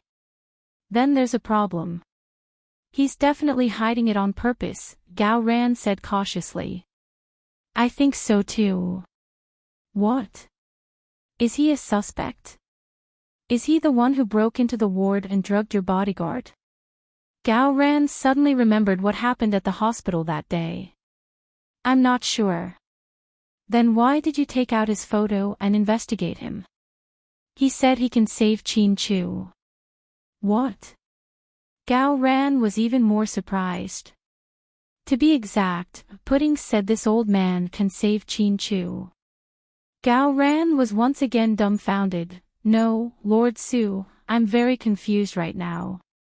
Can you tell me what's going on? Gao Ran was completely confused. Su Yu then told Gao Ran everything that happened. After Gao Ran heard everything, he was silent for a long time. Then, he asked, so you're agreeing to let that mysterious old man take the twins back to South Hill Manor? Yes. Su Yu nodded. That's very risky. You don't even know if he's a good guy or a bad guy. Gao Ran felt that Su Yu was too careless. I tried to stop her, but Pudding was very stubborn. Pudding is still a child. How can you listen to her and let her do whatever she wants? Gao Ran stood up, looking very worried. Pudding isn't an ordinary child. Don't underestimate her. Maybe she's been hypnotized or brainwashed. Anyway, this is too unreliable. Gao Ran paced around the office with his hands on his waist. My people are monitoring the situation. If they find something wrong, they'll immediately kill him, Su Yu added. Are they in a hurry? Your people are always outside. How would they know if something happened inside?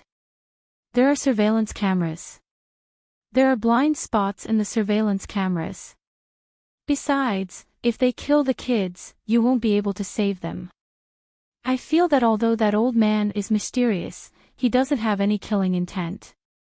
Based on my intuition, he doesn't seem like someone who would harm the twins. Lord Su, I'm a police officer. I don't believe in bullshit intuition. No, this is too ridiculous. I have to go to South Hill Manor and bring the kids to my house. Now that Qin Chu and Huamin aren't here, I can't let anything happen to the kids. Just like that, Gao Ran and Su Yu seemed to disagree. Although Su Yu was very worried, he chose to believe Pudding and didn't do anything extreme. But Gao Ran was different. He and his men drove 5 police cars to South Hill Manor immediately. On an unknown island in the Pacific Ocean after a few days of stalemate with Hua Xiqian, Huamin finally felt despair. She knew that no matter what, she couldn't escape from this guy's hands. Instead of lying down and pretending to be dead, she might as well get up and see if there was a chance to escape or if there were any flaws in the defense. Huamin got up and changed into a white silk dress that Hua Xichen had prepared for her. The dress had lace at the cuffs and hem, a typical choice for straight men. Although it wasn't Huamin's type, the dress was beautiful and of good quality. Huamin glanced at the label. It was from a luxury brand and cost 6 figures. After changing into the dress, she opened the door and was about to walk out. "Mian, you finally came out to get some fresh air. You're not mad at me anymore." Hua Xichen had a bamboo basket in his hand. He seemed to have just returned from outside.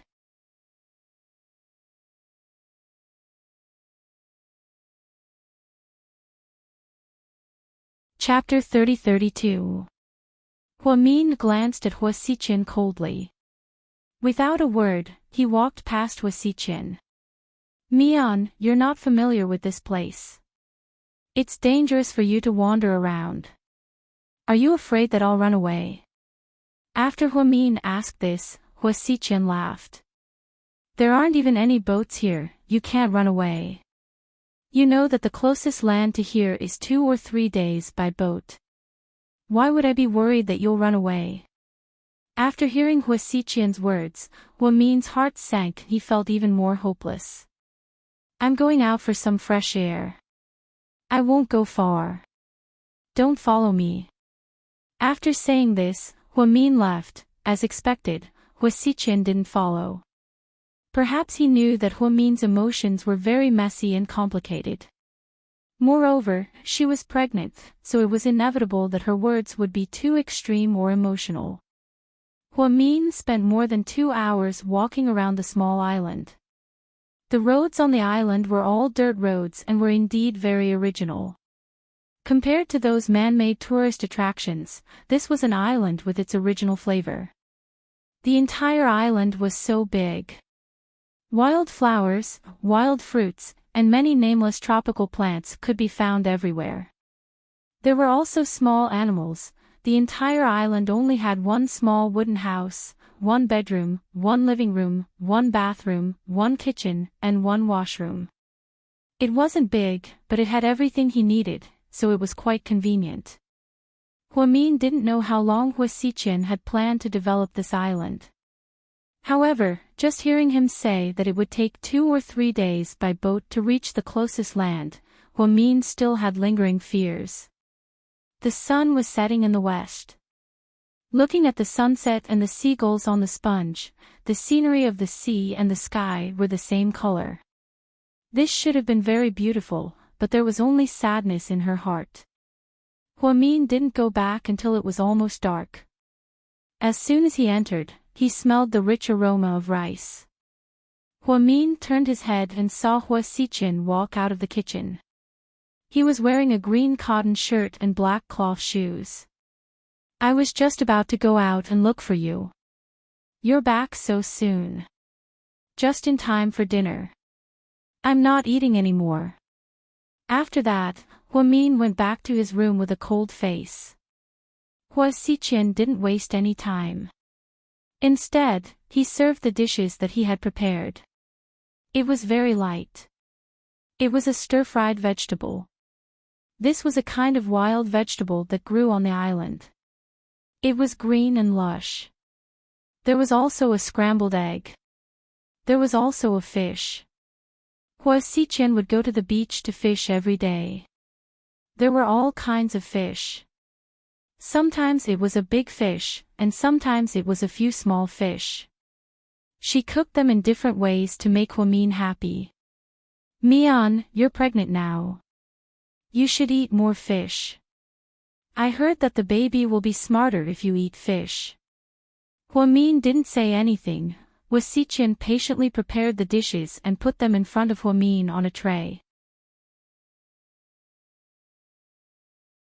"I know you don't like to eat with me. You can eat here by yourself. I'll eat in the kitchen. Is that okay?" Huamin looked down at the dishes. Suddenly, anger rose in his heart. He raised his hand and knocked the food to the ground. After a while, Hua Xiqin smiled helplessly. Is it because the food I made these days wasn't good enough for you? Tell me what you want to eat. When my people come to deliver food to us next month, I'll ask them to bring it. Hua Xiqin, how long are you going to lock me up? You're like a pet. What's the point? Hua Min couldn't help but get angry. How can I be a pet? Mian, we're family. I think of you as my family. Don't be ridiculous. We've never been family, emotionally or genetically. Hua Xiqin, don't lie to yourself. How long are you going to have this dream?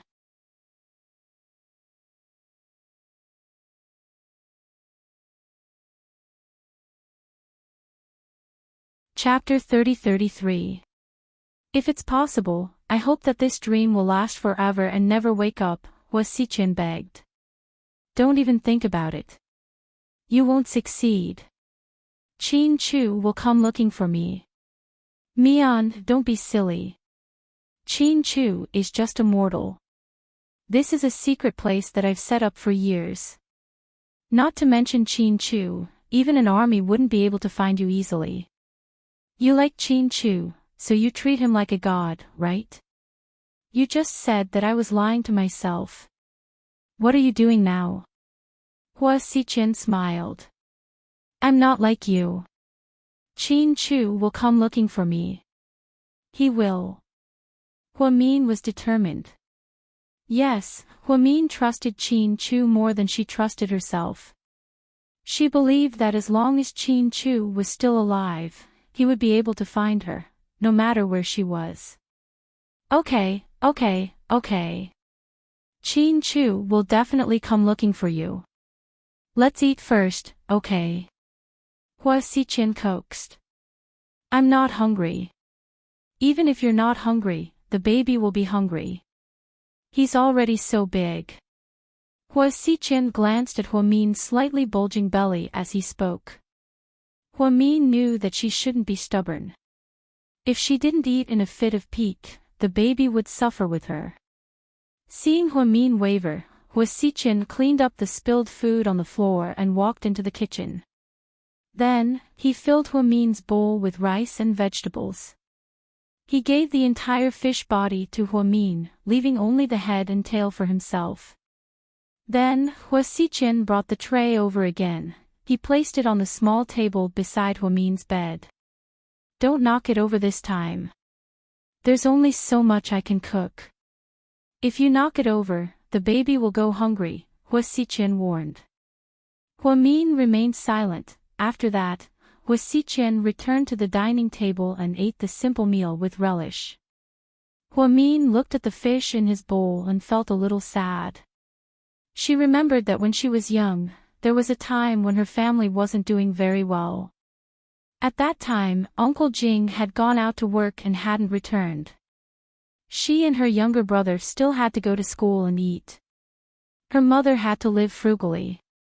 The three of them ate mostly potatoes and cabbage. Later on, in order to supplement her nutrition, her mother woke up early to buy cheap fish from the fishermen by the sea. When they got home, they would make soup for her and Jixin, and her mother would eat the fish head. At that time, she and her brother were still young. Jixin even asked her mother, "Mom, why do you always eat fish heads?" His mother said that the fish head was delicious, but when he grew up, he realized that there was no meat in the fish head. It was just a lie that their mother told them about her true love. All these years, although her adoptive mother misunderstood Hua Min because of what happened back then, her heart was kind. She raised Hua Min like her own daughter. Hua Min would always remember this kindness in his heart. He didn't alienate Jixin and her adoptive mother just because he got in touch with the professor and Lu Yan. Now, Hua Xiqin was a man of noble status who ate delicacies every day. Yet, he had to come to this deserted island with her and live a simple life. She really didn't understand. Was he really happy doing this? Hua Min was silent for a long time. In the end, he compromised for the sake of the child in his stomach. He picked up his chopsticks and began to eat slowly. Not far away, Hua Xiqian smiled warmly. No matter what Huamin did, he would never be angry. He was always patient. He didn't know what was wrong with him. In the past, he always said that Huamin was Qin Chu's and Su Yu's weakness. But it was also his fatal weakness. Ian seemed to have seen through this. If he didn't take Mian away, Ian would use Huamin to threaten him. Hua Xiqian, on the other hand, would never allow something like that to happen. South Hill Manor, sis. Who is this old man? As soon as Little Bean walked in, she saw Pudding and an old man sitting on the sofa. They seemed to be studying something.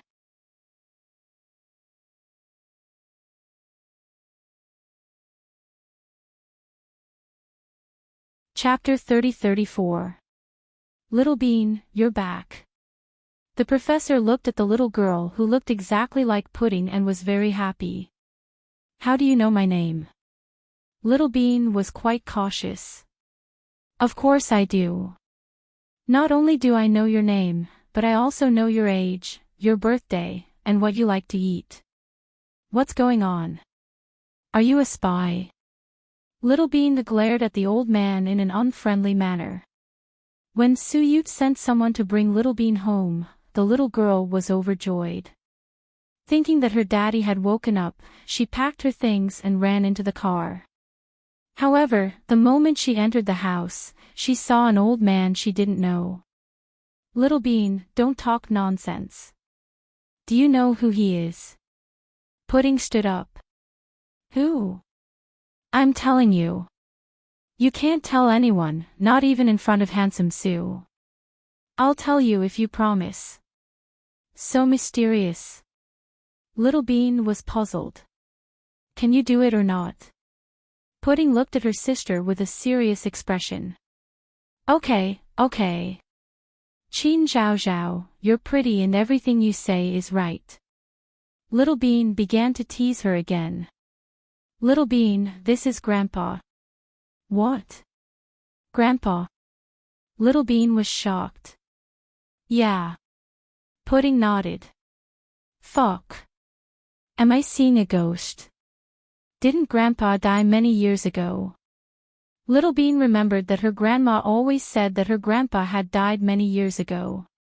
Although she didn't know how her grandpa died, it seemed to have something to do with her mommy. Because every time she talked about this matter, Mommy's expression seemed to be quite sad.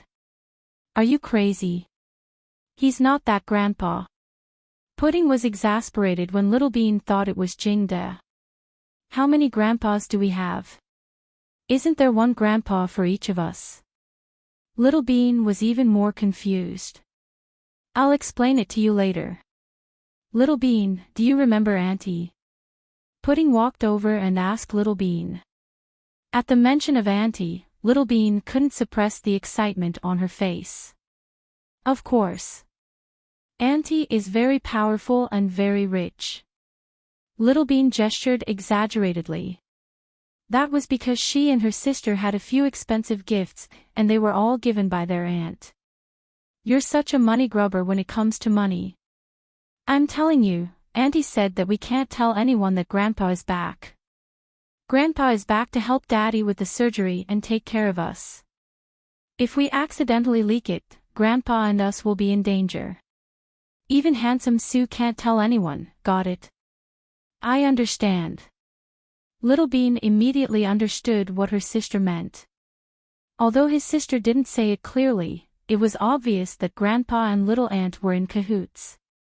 Otherwise, Big Sister wouldn't keep mentioning Little Aunt. You two do look more like your father. Your mother isn't as pretty. The professor looked at his two granddaughters carefully, his eyes full of love. Isn't that obvious?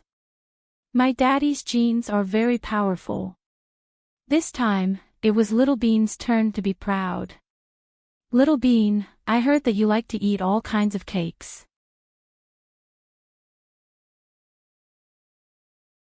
The professor asked. You know quite a lot, old man. Seeing her sister was about to scold her, Little Bean immediately changed her words. I mean, you know quite a lot, Grandpa. Ha ha ha. You're a mischievous child. You're very naughty, just like your auntie when she was young. The professor wasn't angry. Instead, he laughed happily. I'll make desserts for you tonight, okay? Tiramisu? The professor asked. Deal. Little Bean was so excited that she threw the small bag in her hand to the ground and nodded repeatedly. I don't want it. I'll get fat if I eat desserts all the time. Little Bean pouted. Then Grandpa will make you fruit salad and steak. Beef won't make you fat. Okay. Little Bean nodded. To be honest, the twins were notoriously difficult to please, but the professor enjoyed it. At this moment, the professor's watch beeped. He pressed the start button. Then, Lu Yan's image appeared in the air. She was wearing a camouflage military uniform and looked valiant. Dad, you're here, right? Lu Yan asked.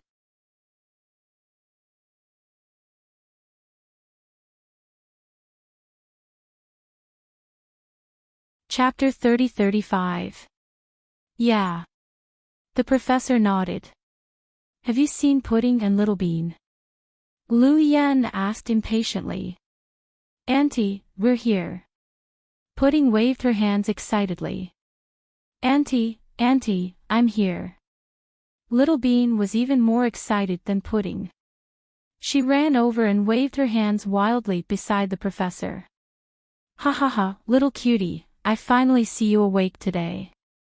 Lu Yan laughed. Ha! That sounds weird. You sound like you've seen me sleep before. Little Bean's brain worked quickly.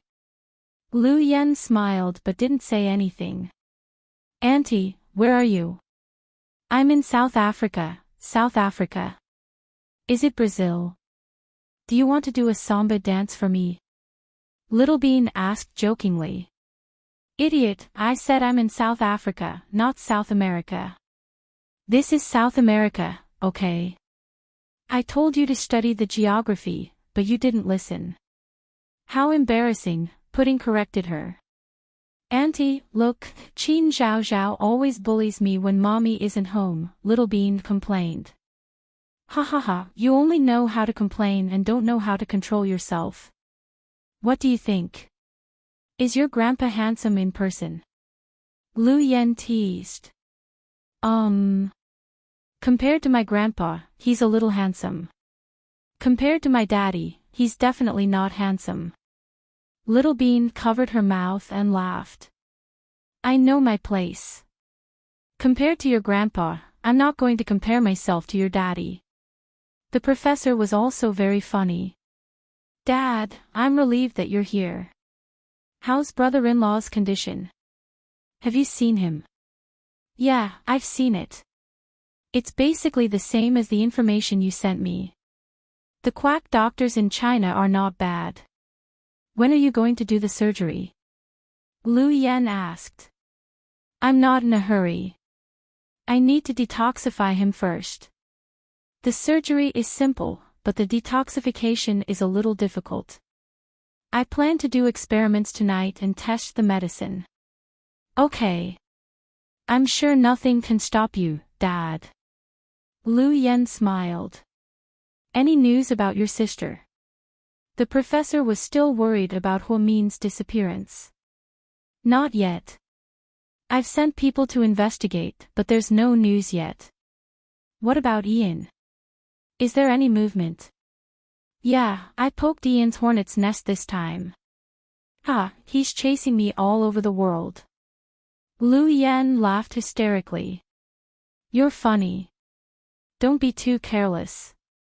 Be careful, the professor warned. I know, Dad.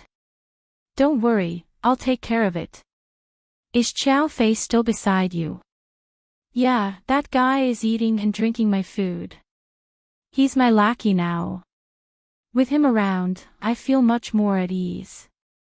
Alright, that's it then. Wait, I need to talk to my nieces. Lu Yan was reluctant to leave. The professor pointed the camera at the two children. Pudding, Little Bean, listen to Grandpa. Daddy will wake up soon. Okay. Pudding and Little Bean nodded. Where's Auntie? I've ordered many people to look for your mommy, so don't be sad. I'm sure your mommy will be back soon, Lu Yan comforted the two kids. Auntie, you're so nice. Little Bean began to flatter her. You're such a sweet talker. Lu Yan smiled. Auntie, you have to take good care of yourself. When Mommy comes back, can you come and celebrate with us? Pudding invited. Okay, when your mommy comes back and Daddy wakes up, everything will be over. I'll come back and celebrate with you for 3 days and 3 nights, Lu Yan said. Then we'll wait for you. Pudding nodded obediently. Okay. Lu Yan hung up the phone with a smile. She leaned against the dilapidated wall of the factory behind her, her right hand gripping the pistol tightly. There are about 15 people outside. They have heavy machine guns, so it's dangerous to break through from the front. Retreat from the back while I fight with them. Then I'll go to the dock to find you. If I'm not there in 10 minutes, you can leave by yourself, Xiao Fei said.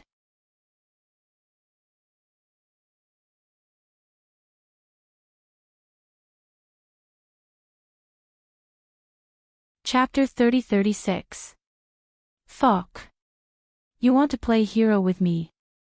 Xiao Fei, do you think this is a movie?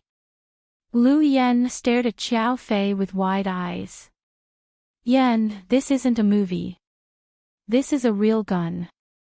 Fuck off, real guns and bullets. Don't talk to me about useless stuff. I've been hunted since I was 5 years old. I've been exposed to more bullets than you've eaten rice. Don't talk to me about real guns and bullets. If I was afraid of death, I wouldn't be alive today. Lu Yan was angry. I know you're not afraid of death. But the problem is, I don't want you to die. So you want to die? Lu Yan was still angry. I didn't say I wanted to die. I said I'd cover the retreat. You go first. I'll find you later. Fuck you. I'm not going. If you want to stay, we'll stay together. If you want to leave, we'll leave together. Lu Yan was determined. To be honest, Lu Yan was a very, very tough person. Xiao Fei had been with her for many years, but she never said anything romantic to him. She also didn't act coquettishly like other women. Basically, her life was filled with fighting and killing. It wasn't a performance or a rehearsal. Every time she fought, she risked her life. Xiao Fei loved Lu Yan and felt sorry for her. So, he would rather offend his family and fall out with his father to wander the world with her. Then, every time they fought, his heart would not be calm. He was worried about Lu Yan's safety. So, when he sensed danger, he would let Lu Yan go first. This was a man's way to protect the woman he loved. Yan. Xiao Fei wanted to say something but was interrupted by Lu Yan. You've become a coward. It's just 15 people. What are you afraid of? Back then, I could easily kill 20 to 30 of them with my bare hands. Killing people was as easy as eating and drinking for Lu Yan. She was very familiar with it. It's different this time. Yan, they're carrying long-range heavy weapons. Their firepower is very strong. If they destroy it from afar, we'll all die here. This lousy factory won't last more than 3 minutes before it's destroyed. What's there to be afraid of? The worst outcome is death. When I came to this world, all I learned was the law of the jungle. The strong and the weak are the strong. If I don't kill them, then they kill me. It's such a simple principle. Psycho Chow, I'm not afraid. What I'm afraid of is that you'll die here if I leave alone. Before Xiao Fei could answer, Lu Yan quickly leaned over and kissed him on the cheek with her blood-stained lips. We'll be fine. Trust me. Xiao Fei was pleasantly surprised by Lu Yan's sudden kiss. Before she could recover from her joy, she saw Lu Yan take out something that looked like chewing gum from her purse. What do you want? Xiao Fei had a bad feeling. Give them a surprise. Lu Yan chuckled. Yan, Psycho Qiao, I'm fine. Don't worry. It said that good people don't live long and bad people don't live long enough. A bad person like me has killed so many people. I'm so bad that I'll go to hell 100 times. Maybe I just don't want to live long enough. Then, Lu Yan stuffed the gun into Xiao Fei's arms. I'll go out in a moment. You check for 10 seconds and then run out, Lu Yan said as she loaded the gun in her other hand. No. I'll go. Xiao Fei grabbed Lu Yan's hand tightly. You can't do that. It's not that I'm looking down on you, but there aren't many people in the world who can dodge so quickly. And I was the best student in the West Point combat exercise back then. My average military dodging speed was less than 1.2 seconds. Amazing, right? Then, Lu Yan smiled. When Xiao Fei wasn't paying attention, she suddenly let go of his hand and ran out at an extremely fast speed. Xiao Fei followed her and ran a few steps to catch up with her. He heard a loud explosion.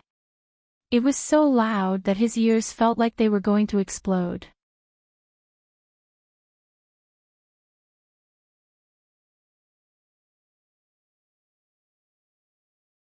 Chapter 30-37.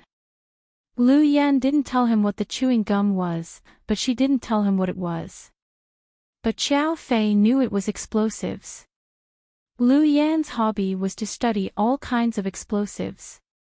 Otherwise, she wouldn't have been targeted by so many terrorists who wanted to use her for their own purposes. Even many big drug lords in Europe and America had tried to hire her.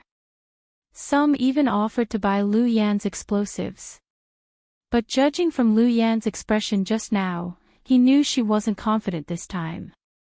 Sure enough, when Xiao Fei rushed out, the outside had turned into a sea of fire. The enemies outside were all lying on the ground, no one alive. The heavy weapons they brought didn't seem to be used in a hurry. Xiao Yan! Xiao Yan! Xiao Fei shouted in panic. His heart was bleeding. The thick fire burned, and Xiao Fei heard the sound of the explosion. She sent the bomb out so quickly, he guessed that Lu Yan must have stuck the chewing gum explosive to the bullet head. Then, she fired at the center of the enemy. But because she was close, Lu Yan was also affected. Xiao Fei was like a helpless and desperate child, running through the fire without caring about anything. He called Lu Yan's name over and over again, Lu Yan. Answer me. Lu Yan, if you dare to die, I'll never forgive you. Lu Yan, you heartless little bitch. Lu Yan, you bitch. You heartless woman. You don't keep your word. We agreed to be together. Xiao Fei's face was covered in tears. Finally, he found Lu Yan under a big tree. She was lying there, looking like she was dying. Xiao Fei ran over. Seeing Lu Yan's face and back covered in blood, he was dumbfounded. Yan. Xiao Fei's hands began to tremble in excitement. Why are you screaming? I'm not dead yet. Lu Yan's voice was weak. But he was lucky to be able to hear her. Yan. Xiao Fei was pleasantly surprised. Psycho Qiao, you look so fucking ugly when you cry. Don't cry again. Xiao Fei didn't know whether to laugh or cry. Psycho Qiao. If I really die, you can't fall in love with other women. Do you hear me? I'll haunt you even if I become a ghost. I'll crawl through your window at night. You won't die. Xiao Fei picked her up gently and held her carefully in his arms. He used his own face to press against her blood-stained face. He was heartbroken. Such a beautiful and cheerful girl, he was only in his 20s. Why did he have to live such a hellish life? For the first time, Xiao Fei resented God for being so unfair. Cough, cough, cough. Lu Yan coughed violently, and a lot of blood came out of her mouth. Xiao Fei's heart sank again. Yan, how are you? Damn it. We were too close to the explosion and almost got caught in it. Check and see if they're all dead, Lu Yan reminded him. They're all dead. Not a single one survived. That's good. Let's go. I think I hurt my lungs. I need to clean them up. Okay, I'll take you to the hospital. Xiao Fei picked her up, his eyes still filled with tears. Are you stupid? Don't go to the hospital. Ian's people will definitely know. What should we do if we don't go to the hospital? Just do the surgery for me and release the blood from my lungs. Lu Yan said in a small voice. Me? Are you kidding me? Xiao Fei broke down again. He was a layman and knew nothing about medicine. Psycho Xiao, I'm so tired. I want to sleep. Lu Yan's eyelids began to feel heavy. No, Yan, please don't sleep. Xiao Fei panicked again.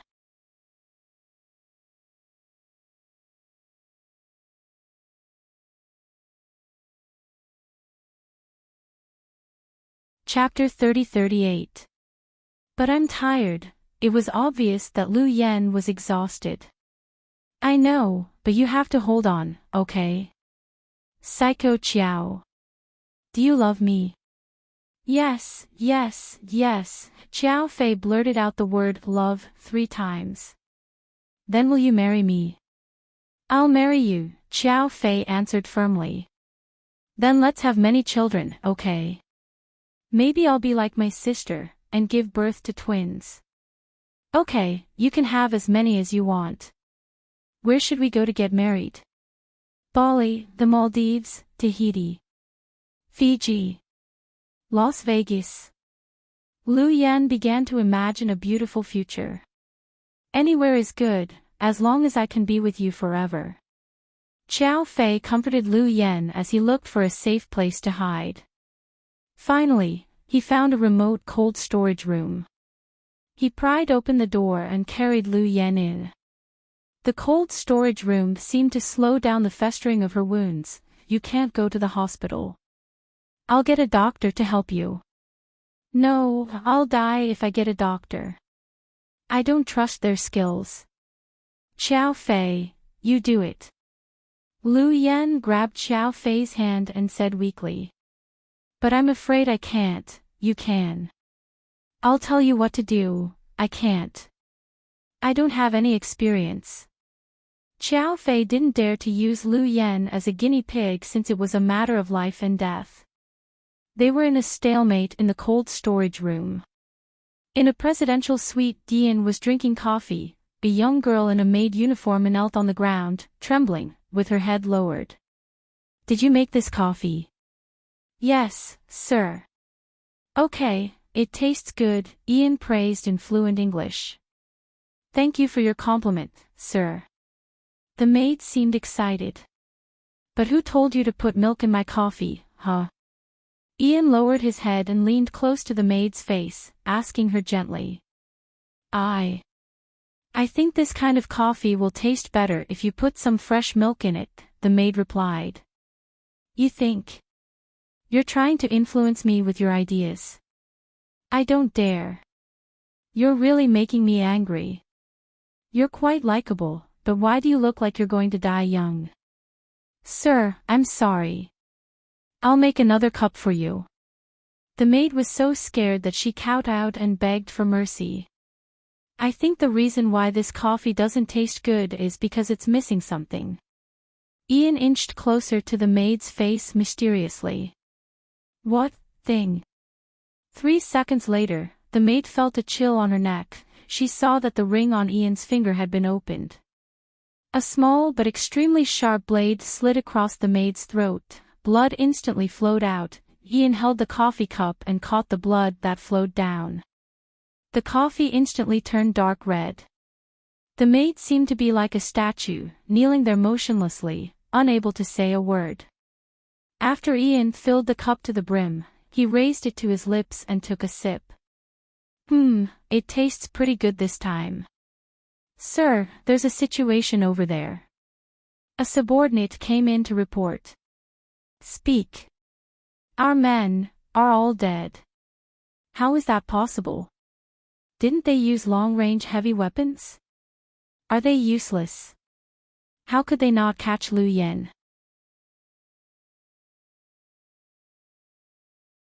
Ian looked up and frowned slightly. Lu Yen used some kind of explosives to kill all our men.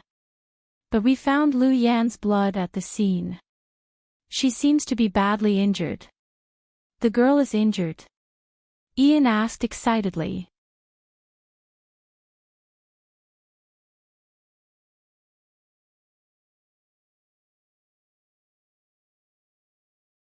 Chapter 30-39. Yes, Lu Yan must be severely injured as well. Severely injured? Who told you to injure her? Ian stood up without warning and raised his hand to slap his subordinate, causing him to feel dizzy. His boss's mood was always unpredictable. Sir, didn't you say we should use long-range heavy weapons? The subordinate was also confused. I meant to force her to lower her head to me, and beg for mercy. Who asked you to kill her? Ian seemed very unhappy. Yes, Lu Yan was the girl he was most interested in. If she died so easily, the rest of his life would be so boring.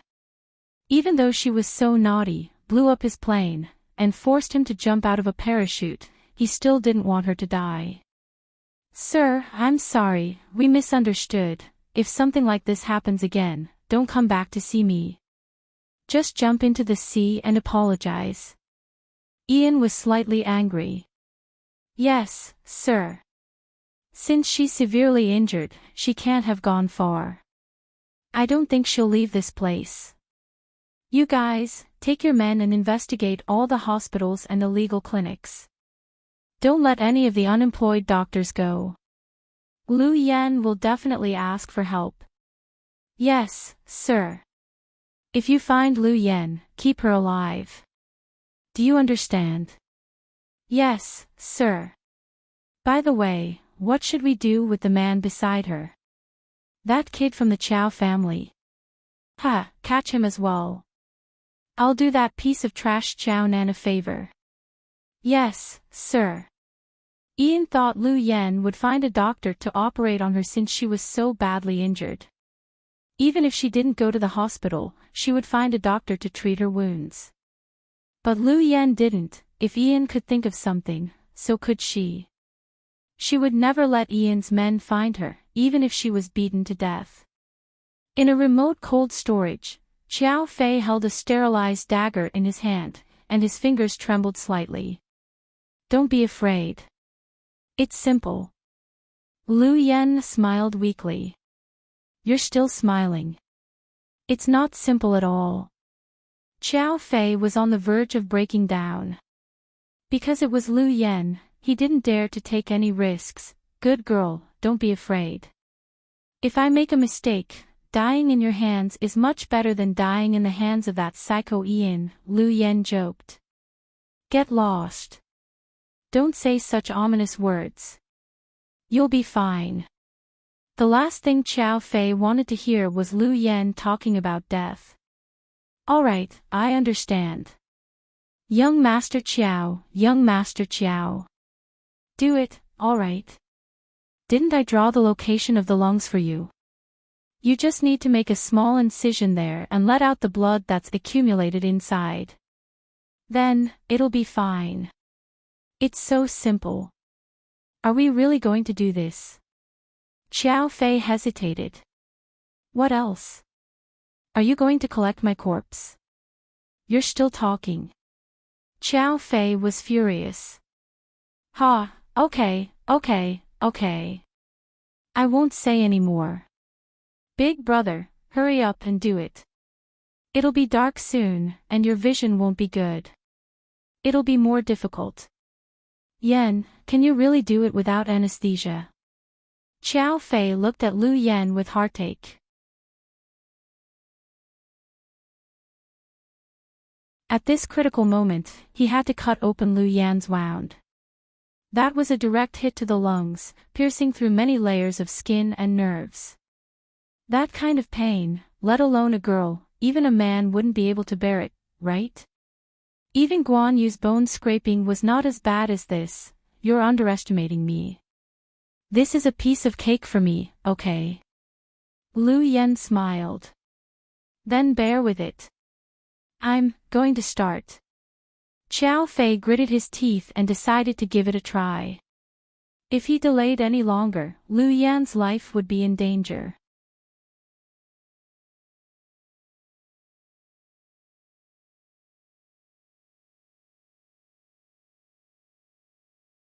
Chapter 30-40. At South Hill Manor, Grandpa, when can we eat?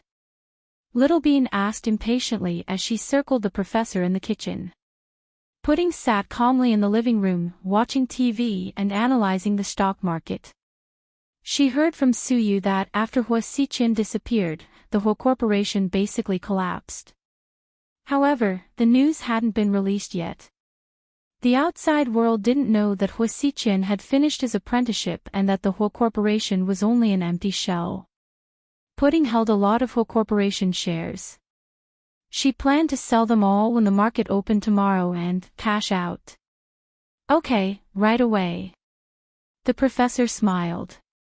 Grandpa, you lied. You just said it would be done soon. Little Bean pouted. Ha! Little girl, are you starving? The professor squatted down and hugged Little Bean, his face full of love. Yeah.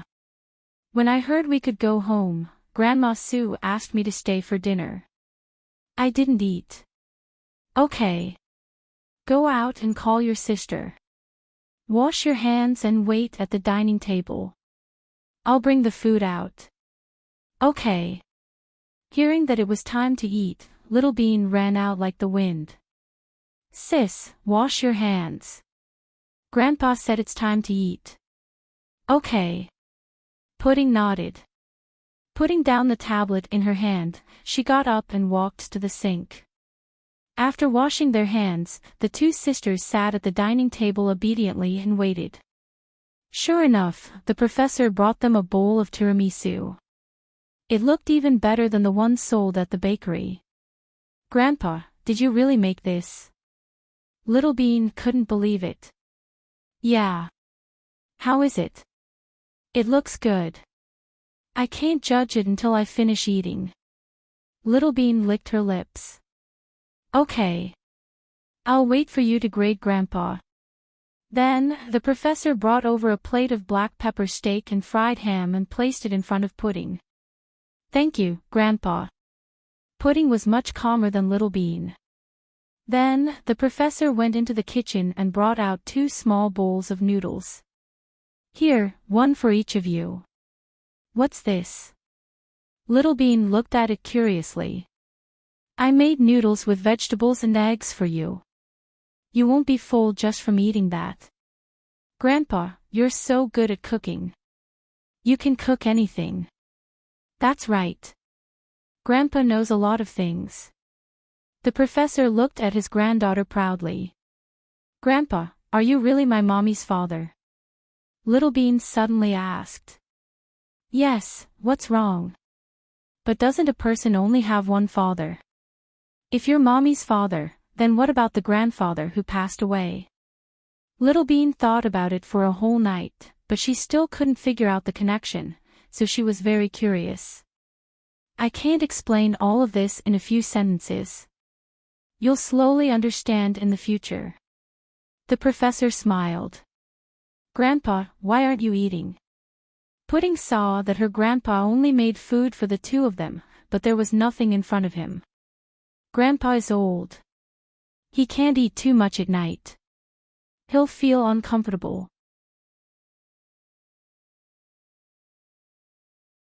I see. Grandpa, have some ice cream then.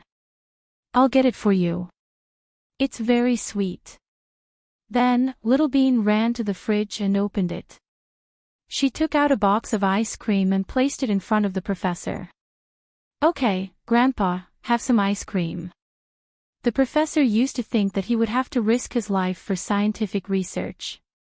He never thought that one day, he would be able to take care of 2 granddaughters. They lived the most ordinary life, ate the most ordinary food, and enjoyed the happiest time. If Huamin was here, this scene would be even more heartwarming. Thinking of this, the professor's eyes filled with tears. Grandpa, why are you crying? Are you tired from cooking for us? Little Bean asked. You're tuning into the LoveLore Library YouTube channel. We're so grateful for your support, and don't forget to subscribe to join us on this incredible journey through captivating stories. Your generosity through donations truly makes a world of difference, as it's the primary source of revenue that allows me to expand and enhance this channel for you. Thank you from the bottom of my heart for being a part of this adventure.